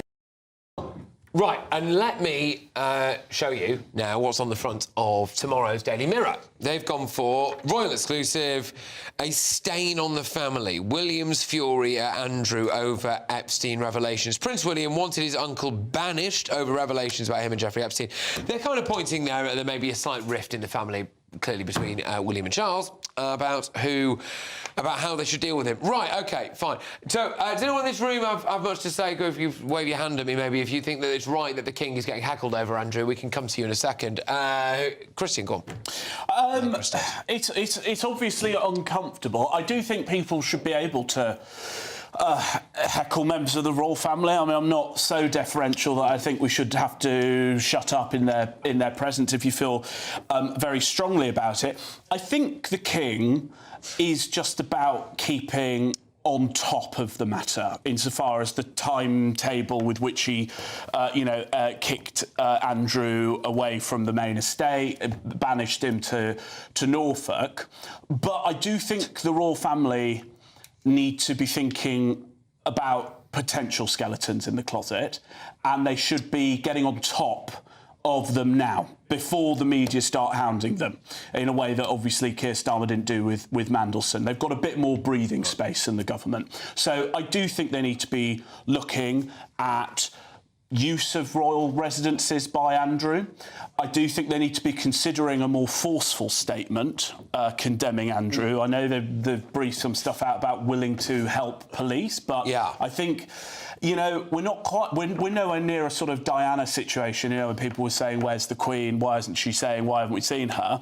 But I do think there's capacity for the royal family to be slightly quicker off the mark where they need to be. Now, in the break and in the menus, you all had lots of views on this, and now not a single one of you is willing to get a microphone. So I'm going to start picking people at random in a second if you don't do it. So you're warned. Someone pipe up. Anyway, Christo, your views on this. OK, the idea that Andrew might have been briefing his banker friends about certain secret stuff that has been that was going on in his role as trade envoy it's almost treasonous. I mean, he is just the most horrific, stupid, self-entitled, self-indulgent, thick as two short planks fool that we've ever been subjected to in the royal family. I actually can't believe that the poor family have got to deal with this guy. What do we do with spares? I mean, what do we do with spares when they've when they've I can hear what's coming here. Gone through their natural usefulness? Maybe we should just exile them all, because they all seem to be a bit of a problem. And I'm only just glad that his mother isn't alive to witness this. When it comes to the booing of the royal family, I just think, well, what's the point? I mean, he's been exiled. They've taken away his name. What's the point in booing them anymore? What's the point? Yeah, I don't know. I don't really feel like it's fair. I mean, I've actually been relatively critical at times of certain things King Charles might have done, or certain views he may have. But I don't think it's right to heckle him over his... But I don't know, I feel like it's a bit grim to do that, but people might disagree. I think people should have a right to do it, though, but I would not do it. Anyway, I'm waffling. There is a lady back who wants to make a point on this. Thank you very much for answering the call. Well done. What would you like to say? I just want to say, when the abdication happened and the Duke of Windsor had to move abroad, I don't see why Andrew doesn't have to do that. Why should he stay at Sandringham? Who would have him? Still enjoys all the trappings of royalty. I know we can't, thankfully we can't see him, but he still enjoys the trappings of the royal family. So you would banish him? I would, yeah, I think he would have to go abroad. Yeah, okay. So I'm sure somewhere in the Middle East would have him. I think Bahrain. Somewhere that views Prince Andrew as a slightly sort of pro-woman figure, perhaps. So I think one of the benefits of having him staying here is because, from a press perspective, they have a bit more control over him if they still have some contact and close proximity to him. Because this has been a big trouble for the royal family when it comes to Harry and Meghan, is that they've disappeared to America, and Harry and Meghan have put stuff out in the press without telling them in advance, doing things when it clashes with Camilla's birthday on the calendar, and all sorts causing chaos. And that's partly why you see the royals almost trying to put out that olive branch to Harry and Meghan again now, just so they can have a little bit more control from a press perspective. Yeah, sorry, we'll come to Barry in a second, but there is a gentleman back for more, all the way from Wakefield. Go on, mate. I was just thinking, it's like in every other day crimes and stuff like rips, you don't see people going up to their families, heckling them and stuff for what they've done and stuff like that. Yeah. And also, just on the banishment case, over I think 200 years ago, for treason, you'd have been hung. Yeah, you'd have been hung. Keep that microphone. I mean, sorry, you are currently talking about hanging a member of the royal family. Keep that microphone right in front of your mouth if you are going to talk. Otherwise, no one will hear you slander them. So 200 years ago, for treason and stuff like that, they'd look at hanging you, and I just think, what he's committed is treason. But I'm not saying we should be hanging Andrew, don't we? He's a disgusting human being. But I get what you mean. You're speaking metaphorically, and obviously, as you know what I'm going to say here now, he vehemently denies any wrongdoing, all of this stuff, and as yet, he's not actually seen the inside of a police cell, so there's that. We'll have to wait and see what happens. But obviously, the stuff that's come out doesn't look particularly good, does it? Barry, your views? I think the Prince of Wales is absolutely right. He's a stain on the royal family. And I think we've all been disgusted about the Victoria Giuffre and Epstein. These are the gilded elite that believe they're untouchable. And actually that goes to the heart of why those women were abused in the way they were. Because there's a whole group of men who think that they can get away with anything because they're rich, they're powerful, and they can do what they bloody well like. And thank God they're now beginning to find out that they can't. And the embarrassment, just the sheer embarrassment that some of the most powerful people in America and in Britain are finding from having their names out in the Epstein files. Well, thank God it's coming out into the open. But I think the Prince of Wales is absolutely right. And quite honestly, I'm with the lady at the back. Yes. But yeah, if someone can find somewhere that might take him, and we can get on the phone to Bahrain or something like that. So yeah, just to remind you, that is the story that's on the front of the Daily Mirror, a stain on the family. There appears to be some kind. Basically, Prince William would have, I think, gone further and faster with Andrew than the King did. They're saying after the news night interview, he wanted him gone. Oh, gone just straight away. Yeah, straight 2019. As soon as he did the Newsnight interview, he apparently said, right, he's got to go. Which, in fairness, was quite good judgment, bearing in mind that if you are to believe what the files have said since, it does appear that some of what he said in that Newsnight interview hasn't turned out to be completely true. I mean, I don't know whether he sweats now, but he said he didn't then. Probably is now. I think he's sweating. Yeah. I think he's sweating. Yeah, because I've only recently started sweating. Yeah, anyway, there we go. Right, OK, look, when we come back, we're going to want to do all of the front pages. So I just want to make sure that people are bang up to date with all of tomorrow's news, actually. But, of course, Andrew Mountbatten-Windsor has always denied all of the allegations of wrongdoing against him, and no criminal charges have been brought against him. And there is no suggestion of any wrongdoing by Jonathan Rowland. I don't actually think I mentioned that, so sorry, Jonathan. Anyway, right, now we're all thinking, Jonathan Rowland's done. Anyway, so yes, right, coming up, we're going to whiz through all of tomorrow's newspaper front pages. So there we go. All right, thank you very much. Cheers.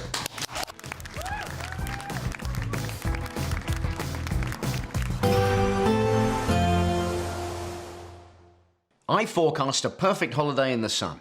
Weather looking good then? For sure, and no worries about our travel insurance. All Clear Travel Insurance sponsors GB News Travel Destinations Forecast. Having seen so much stormy weather across parts of Western Europe recently, finally a change is on the way. It's still windy this weekend in Spain, Portugal and across much of Italy. Spells of rain moving in here, reaching eventually parts of Greece and Croatia. But it is looking drier and brighter for much of Spain and Portugal despite that strong wind. And that steady improvement continues into next week. Still breezy with showers around, but not as stormy as it has been. All Clear Travel Insurance sponsors GB News Travel Destinations Forecast.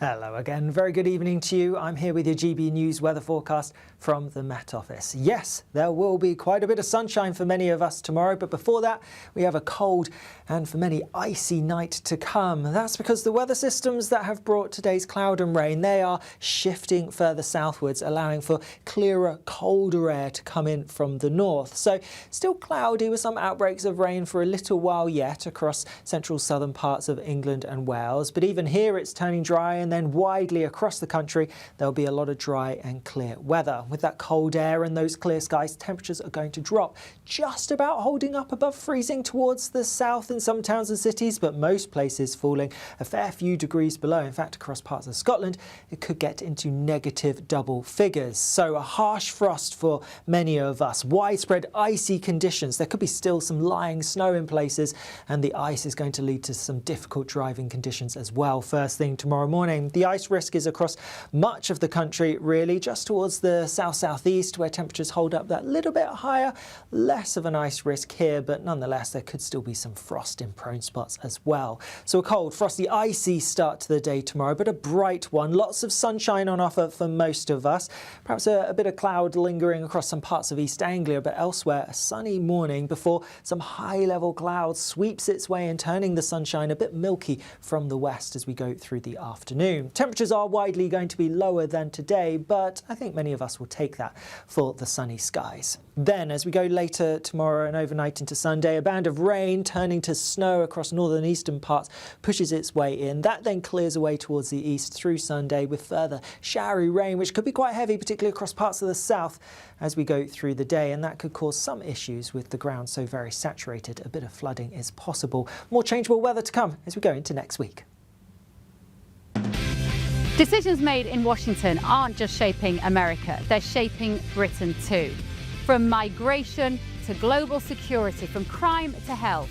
Whatever happens in the White House today will be felt in your town or city tomorrow. That's why The Late Show is live from Washington, D.C. Cutting through the politics to show you what it all means for Britain. The Late Show live every night at midnight. Only on GB News, Britain's news channel. You want to know what's really going on in the corridors of power? Labour don't know what to do with you half the time, and that makes you quite lethal in the chamber. Get behind the headlines with Chopper's Political Podcast. Join me, Christopher Hope, as I sit down with the great and the good of British politics. We'll see where this ruling takes us. These are the stories shaping our nation. Chopper's Political Podcast, available now on all platforms. Listen in and stay ahead.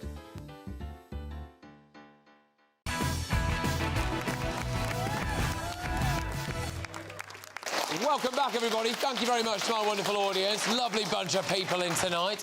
So we're going to show you what is a brand new front page. This is Saturday's newspaper front pages. The Sun, actually, and Gordon Ramsay appears to have gone absolutely berserk about Brooklyn Beckham. So I don't know whether or not these are two people we don't care about. But anyway, I do care about it because I want Brooklyn to release the footage. He needs it. Yes, release the tapes. Anyway, right. But he said, you know, if he wanted me to climb over the desk again, I can't. My trousers are too tight. Other front pages. The Eye. Andrew security officers may be questioned on women at Palace. Well, yes, it probably should be. The Guardian, Palestine Action ban ruled unlawful in blow to ministers. The Daily Express is leading on. Recognise our heroes who put lives on the line. And the Mirror, a stain on the family. Yes, we've already spoken about that. Right, let's, against my better judgment here, let's just zone in on the Sun. We need a bit of light relief, I think, really. So, Gordon Ramsay's teed off on Brooklyn Beckham. Christo, you've been furiously reading the story. Yes, a stain on the family. Oh, no, I thought that's what he said about Brooklyn. Sorry.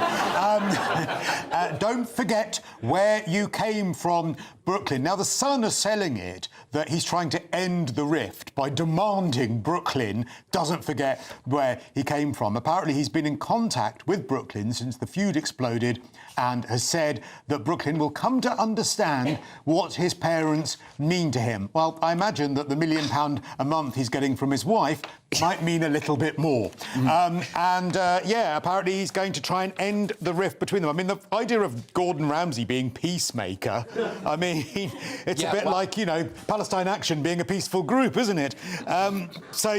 Well, on that note, we've got a clip, I think, haven't we, of Gordon Ramsay here? Is that right? Have we got it? No, yeah. No, we've not. No, we've not. Okay. Right. So I can improvise something. But... Do you want to? Don't swear, actually. No. Okay. So, yeah, he's trying to act as a peacemaker, basically, by the sounds of things. I mean, it all just seems a bit ridiculous to me. I mean, how many times has this story been on the front pages over a mum maybe dancing embarrassingly at a wedding? I mean, for me, the greatest fear I have of getting married is how badly and embarrassingly my dad would dance on the dance floor. But I wouldn't exile him from the family and never speak to him again. It would have to be a really bad dance. I mean, I would like to see the footage, right? I mean, we've all been waiting in suspense for so long. Yes. Let us see. Yes.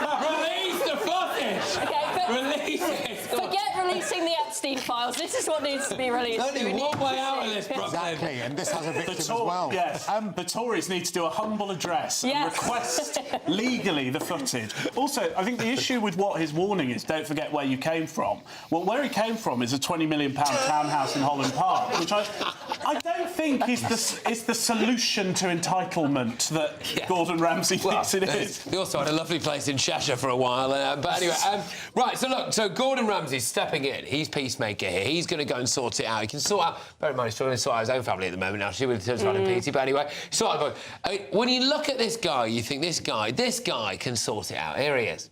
What are you? An idiot sandwich. Idiot sandwich what? An idiot sandwich, Chef Ramsay. Barry. You think Gordon Ramsay's right? I mean, can I just say, if I was the back of his head, I'd be like, Gordon, can you just pipe down, please? Like, why are you doing this? I think it's good that anybody is trying to reconcile a child with their parents. OK, fair enough. Whether he's the man for the job, I'm not so sure. I love it. I just love it. If he succeeds, he could replace Mandelson as Washington ambassador. That could be the ultimate job application. I was thinking Tony Blair on the Trump peace board. Yeah. Yeah. OK, all right. So family friend Gordon Ramsay is acting as a peacemaker in the bitter falling out between Brooklyn Beckham and parents David and Victoria. Apparently he's been in contact with Brooklyn, yes. Gordon said it's time that Brooklyn will come to understand what? It's also been reported that Gordon Ramsay's gone on the record now to explain what really happened at the wedding. Get it. Come on. OK. We were there at the wedding. I'm reading this for the first time myself. We were there at the wedding. There was nothing salacious. There was nothing inappropriate. Everyone was having fun, having a dance. Then he was asked whether Victoria grinded on her son, as many memes have joked. And he said, no, nothing of the sort. It was fun. And he said he hadn't seen the memes about Victoria, but she has a great sense of humour and... but she would be right to be upset about the wedding. So it sounds like he's trying to play it all down, but she did go out and dance when she was introduced as the most beautiful woman at the wedding. You do not do that when there is a bride there. I don't care whether you're a Spice Girl or not. You don't do it. Can I ask, and feel free to say no here, but if anyone's had any wedding disasters or you've been at a wedding where something terrible has happened, are you willing to talk about it? I would quite like to. Emily has. You know, I mentioned my Here we go. You know, I mentioned I fear my dad dancing at my wedding. Yeah. So at my cousin's wedding, he was there dancing like an idiot, right? And someone pulled my cousin aside and said, Becky, there's a man that's crashed your wedding, a crazy man that's crashed your wedding. And she says, no, that's my uncle. Oh, brilliant. Right, well, there we go. I mean, it's a bit of an nightmare. So I was at a wedding once where the brother of the groom proposed to his wife on his brother's wedding day. Oh. Yeah. Oh. I'm just trying to remember how bad my dancing was at your wedding, Patrick, but I don't think it warrants... You were good. You were fine. It was better than mine. I mean, I can't dance 2 left feet. Right, OK.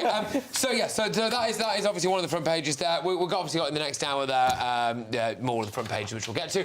But I do want to leave a bit of time now for Greatest Britain and Union Jackass, which requires a huge amount of audience participation. So I hope you're all ready to vote on Greatest Britain Union Jackass. That's next.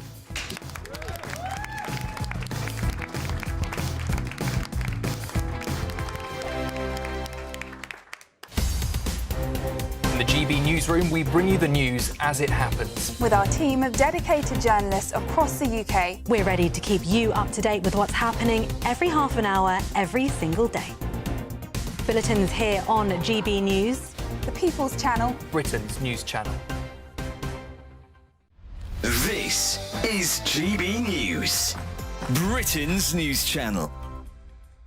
Hello, Ben Leo from The Late Show Live on GB News. Do you remember when Billie Eilish said this at the Grammys? No one is illegal on stolen land. Is all I want to say, sorry. Well, Billie reckons there's no such thing as an illegal human because we're all on stolen land. So we're here in Billie's quite posh neighbourhood in Los Angeles. Let's go and see if she practiced what she preaches. Hopefully, if she sticks by her merits, she'll have no problem with me waltzing in, maybe making a cup of coffee or a tea. $3 million home. She's got some paddocks out the back with stables and horses. Maybe we can go for a horse ride. I'm sure she'd have no problem with it because she stood up on the stage at the Grammys, tens of thousands of people watching in the audience, millions around the world. The clip's gone viral. Here we go. Oh, nice little place. Bins are out. It's bin collection day. First of all, isn't that ironic? Massive gates keeping people out. I thought Billie didn't believe in borders. According to the driveway, Billy does believe in borders. She believes in massive gates keeping people out. A couple of cameras up there as well. The lights are on, so somebody must be home. Let us in, please, Billy. We are here because this is stolen land, Billy, and we think we should be given access to your quite lovely $3 million mansion.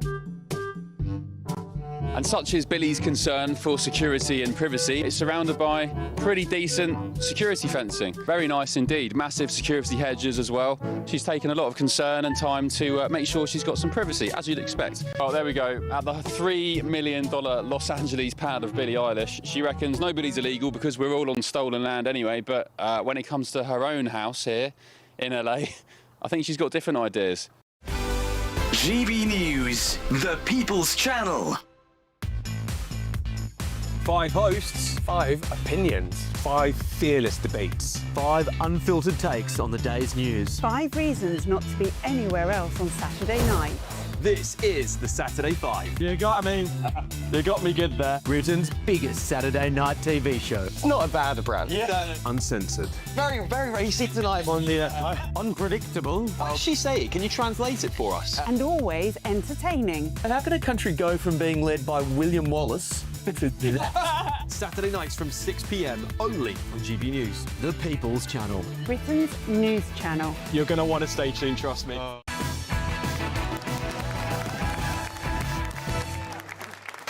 Welcome back, everybody. Thank you very much, my wonderful audience. Some of you travelled a fair way. We've got Wakefield, where else? Nottingham. Yes, exactly. Where else? Go on, where else people come from? Dudley. Good, sir. Where's that?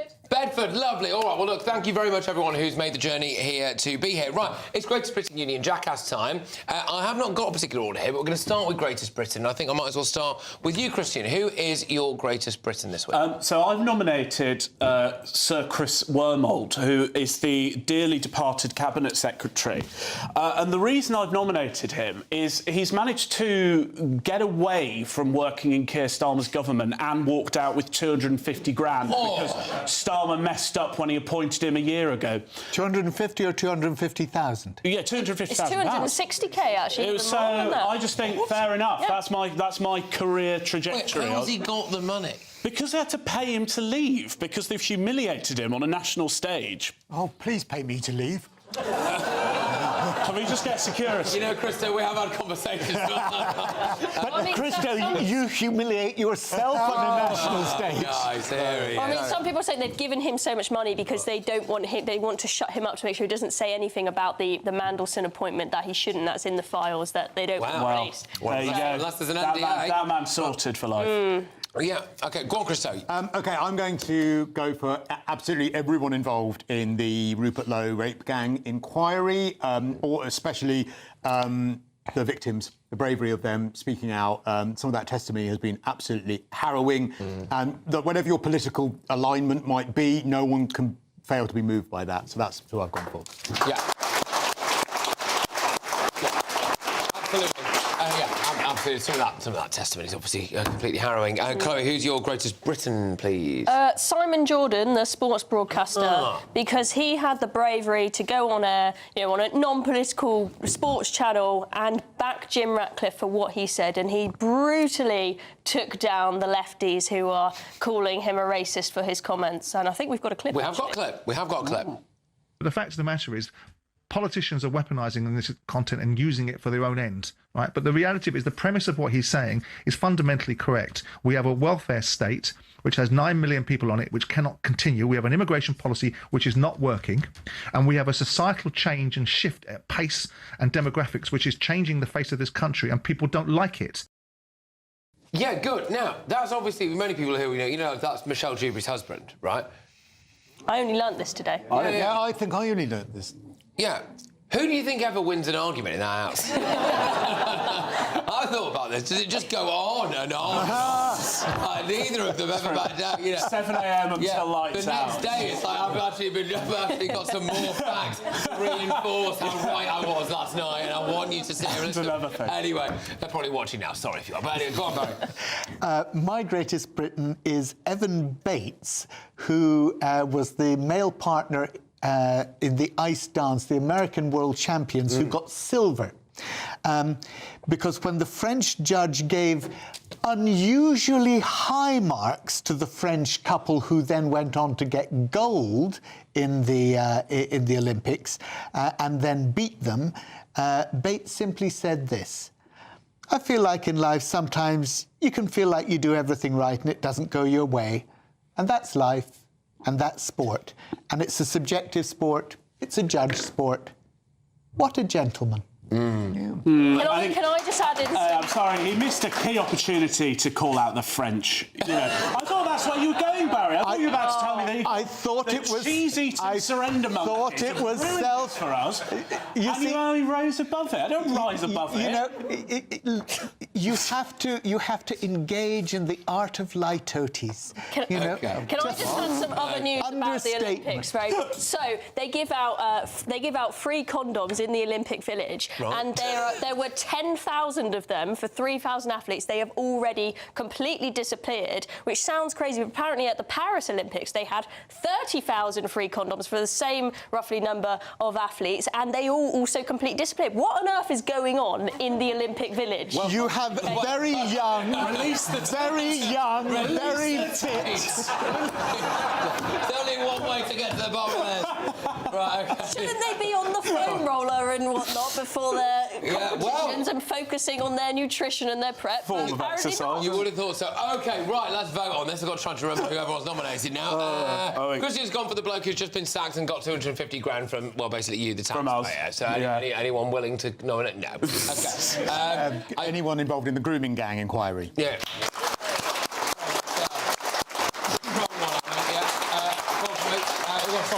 Your one... Simon Jordan. Simon Jordan, sorry. Yeah, Simon Jordan. Yeah, it's Michelle's husband.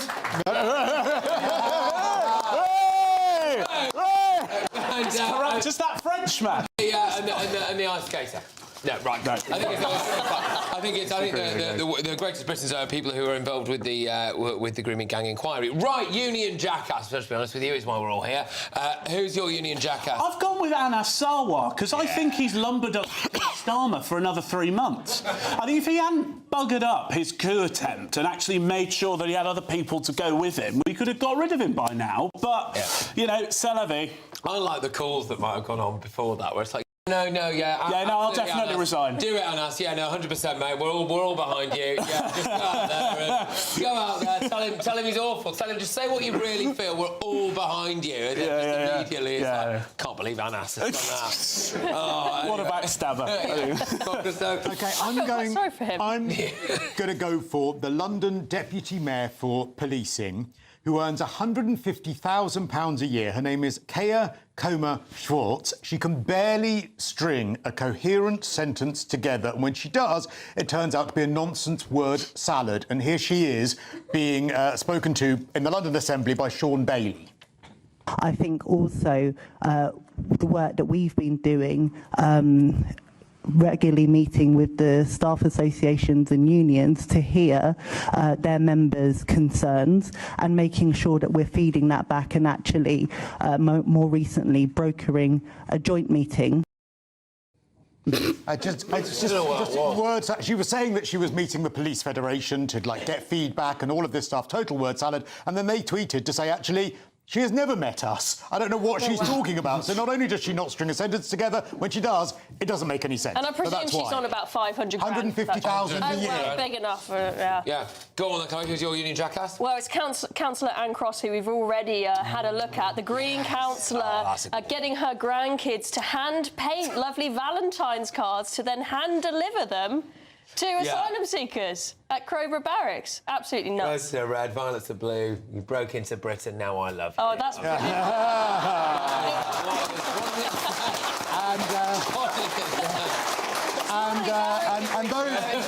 and those Valentine's cards from Patrick are now on sale in reception. Just £10. For just £10, I can ruin Valentine's Day. OK, good stuff there. Okay, go on, Barry. My Union Jackass is a man called Andrew Mountbatten Windsor for sending confidential financial briefings about the banking system in Iceland to a banker friend. Yes, good. Sorry, yes, yeah, well done. Right, OK, now we need to vote on this, don't we? So, Andrew Mountbatten, Windsor being a union jackass, anyone?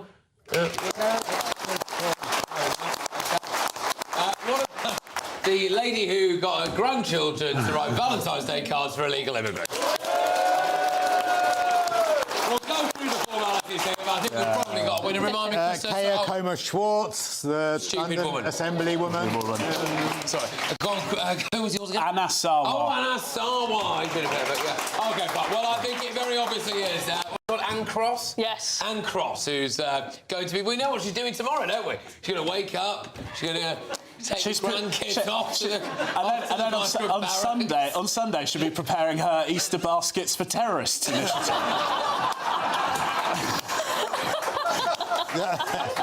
Oh, brilliant. Right, OK, well, can I just say thank you very much. I must say, I was in a little bit of a bad mood before I got here, because I spent 6.5 hours trying to get back from Durham, and you have all cheered me right up. So thank you very, very much. We've got another hour looking at all the front pages, so...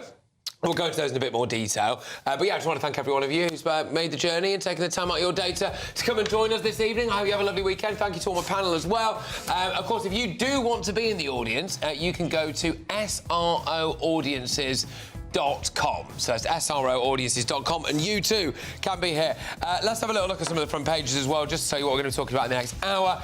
Gordon Ramsay's teed off on Brooklyn Beckham. There's some more stuff about Prince Andrew there as well. A stain on the family is what's been called, and Palestine Action are no longer a terrorist group, despite, you know, doing all that stuff. All of that next. See you soon.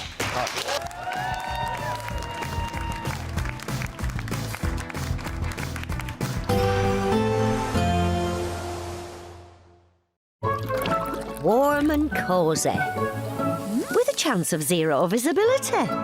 Boxed Boiler sponsors the weather on GB News.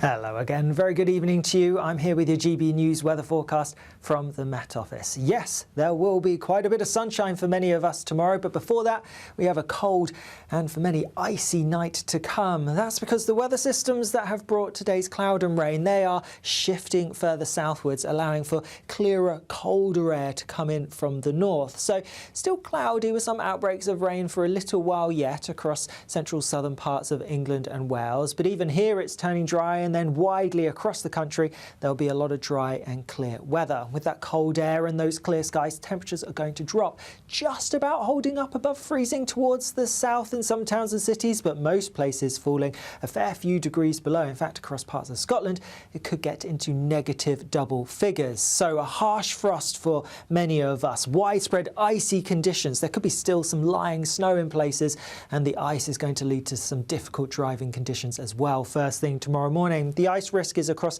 much of the country, really, just towards the south-southeast where temperatures hold up that little bit higher.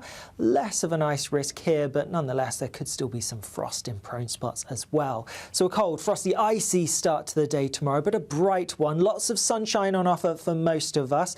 Perhaps a bit of cloud lingering across some parts of East Anglia, but elsewhere a sunny morning before some high-level cloud sweeps its way in, turning the sunshine a bit milky from the west as we go through the afternoon. Temperatures are widely going to be lower than today, but I think many of us will take that for the sunny skies. Then, as we go later tomorrow and overnight into Sunday, a band of rain turning to snow across northern eastern parts pushes its way in. That then clears away towards the east through Sunday with further showery rain, which could be quite heavy, particularly across parts of the south as we go through the day, and that could cause some issues with the ground so very saturated. A bit of flooding is possible. More changeable weather to come as we go into next week.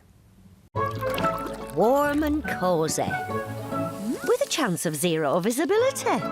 Boxed Boiler sponsors the weather on GB News. We want you to boost your bank account with an incredible £30,000 in tax-free cash to spend however you like. There's also a terrific £10,000 to spend on a Riviera travel holiday of a lifetime for two. So whether you fancy a cruise or an escorted tour, you'll have over 30 worldwide destinations to choose from. For another chance to win, text WIN to 63225. One entry costs £2.50 plus one standard network rate message. Or text BONUS to 63225. 5 entries cost £5 plus one standard network rate message. Go to gbnews.com/win. Entries start at £2.50. Call 0903 686 3232. Calls cost £2.50 plus your network access charge. Or post your name and number to GB19, PO Box 8690, Derby DE1 9TT. UK only. Entrance must be 18 or over. Lines close at 4 p.m. on the 27th of February. Please check the closing time if listening or watching on demand. Good luck. You want to know what's really going on in the corridors of power? Labour don't know what to do with you half the time, and that makes you quite lethal in the chamber. Get behind the headlines with Chopper's Political Podcast. Join me, Christopher Hope, as I sit down with the great and the good of British politics. We'll see where this ruling takes us. These are the stories shaping our nation. Chopper's Political Podcast, available now on all platforms. Listen in and stay ahead. In the GB newsroom, we bring you the news as it happens. With our team of dedicated journalists across the UK. We're ready to keep you up to date with what's happening every half an hour, every single day. Bulletins here on GB News, the People's Channel, Britain's news channel. Hi, I'm Michelle Dewberry, and my show is your opportunity to cut through all the noise and dive in headfirst to some robust debates. Ideas clash. Situation, isn't it? No, Because the failure is... You're the failure is... deliberately avoiding my point. Nothing's held back. And if you think this is the end of it, wait for more. And we do not shy away from the difficult stuff. Sometimes I want to shake people and say, if only you understood. So join me on Jubes & Co. weeknights at 6 p.m, only on GB News, Britain's news channel.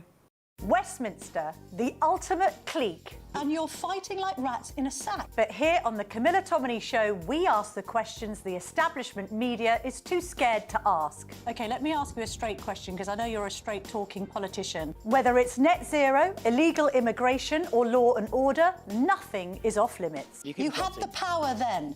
Yeah, as I and say, now you've lost it. That's the Camilla Tominey Show, a politics show that's fearless. But no, let me finish my question if you don't mind, because it is my show. Sundays at 9:30, only on GB News, the People's Channel, Britain's news channel.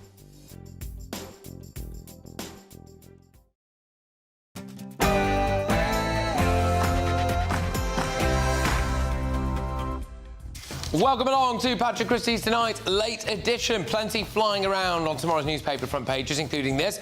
Britain's Brexit years are over, says the Prime Minister, as he urges Europe to shift from their over-dependence on the US. So Starmer's basically trying to, I don't know really, we'll analyse like that, but I think maybe kind of distance ourselves from the US and more towards Europe. Plus, the politics of reform. The politics of divide, divide, divide.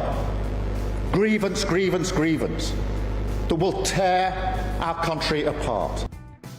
yeah, I mean, it's better just to ignore all the problems, isn't it? Ignore them, pretend they don't exist, and hope they go away. So, but reform will, get rid of this, divide the world. That's according to the Prime Minister. So, not just Britain, but the world. Anyway, he's saying that we should not give in to reform. Plus, sir, to what extent do you think the royal family has done enough around the Andrew and Epstein issue?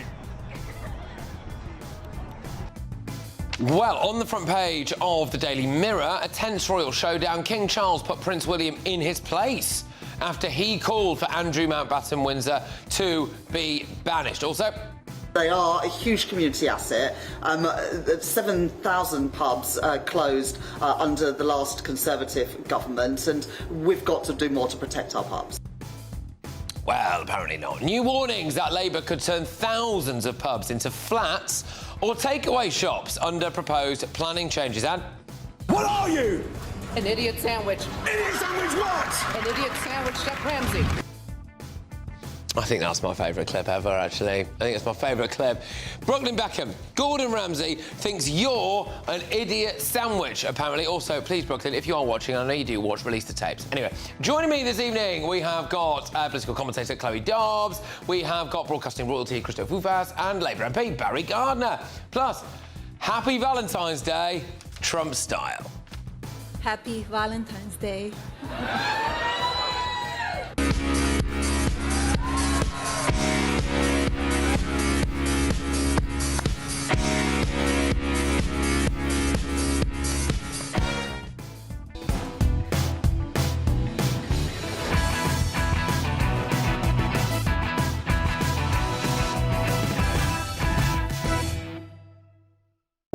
Right, let's get stuck straight into Saturday morning's newspaper front pages, starting with The Sun.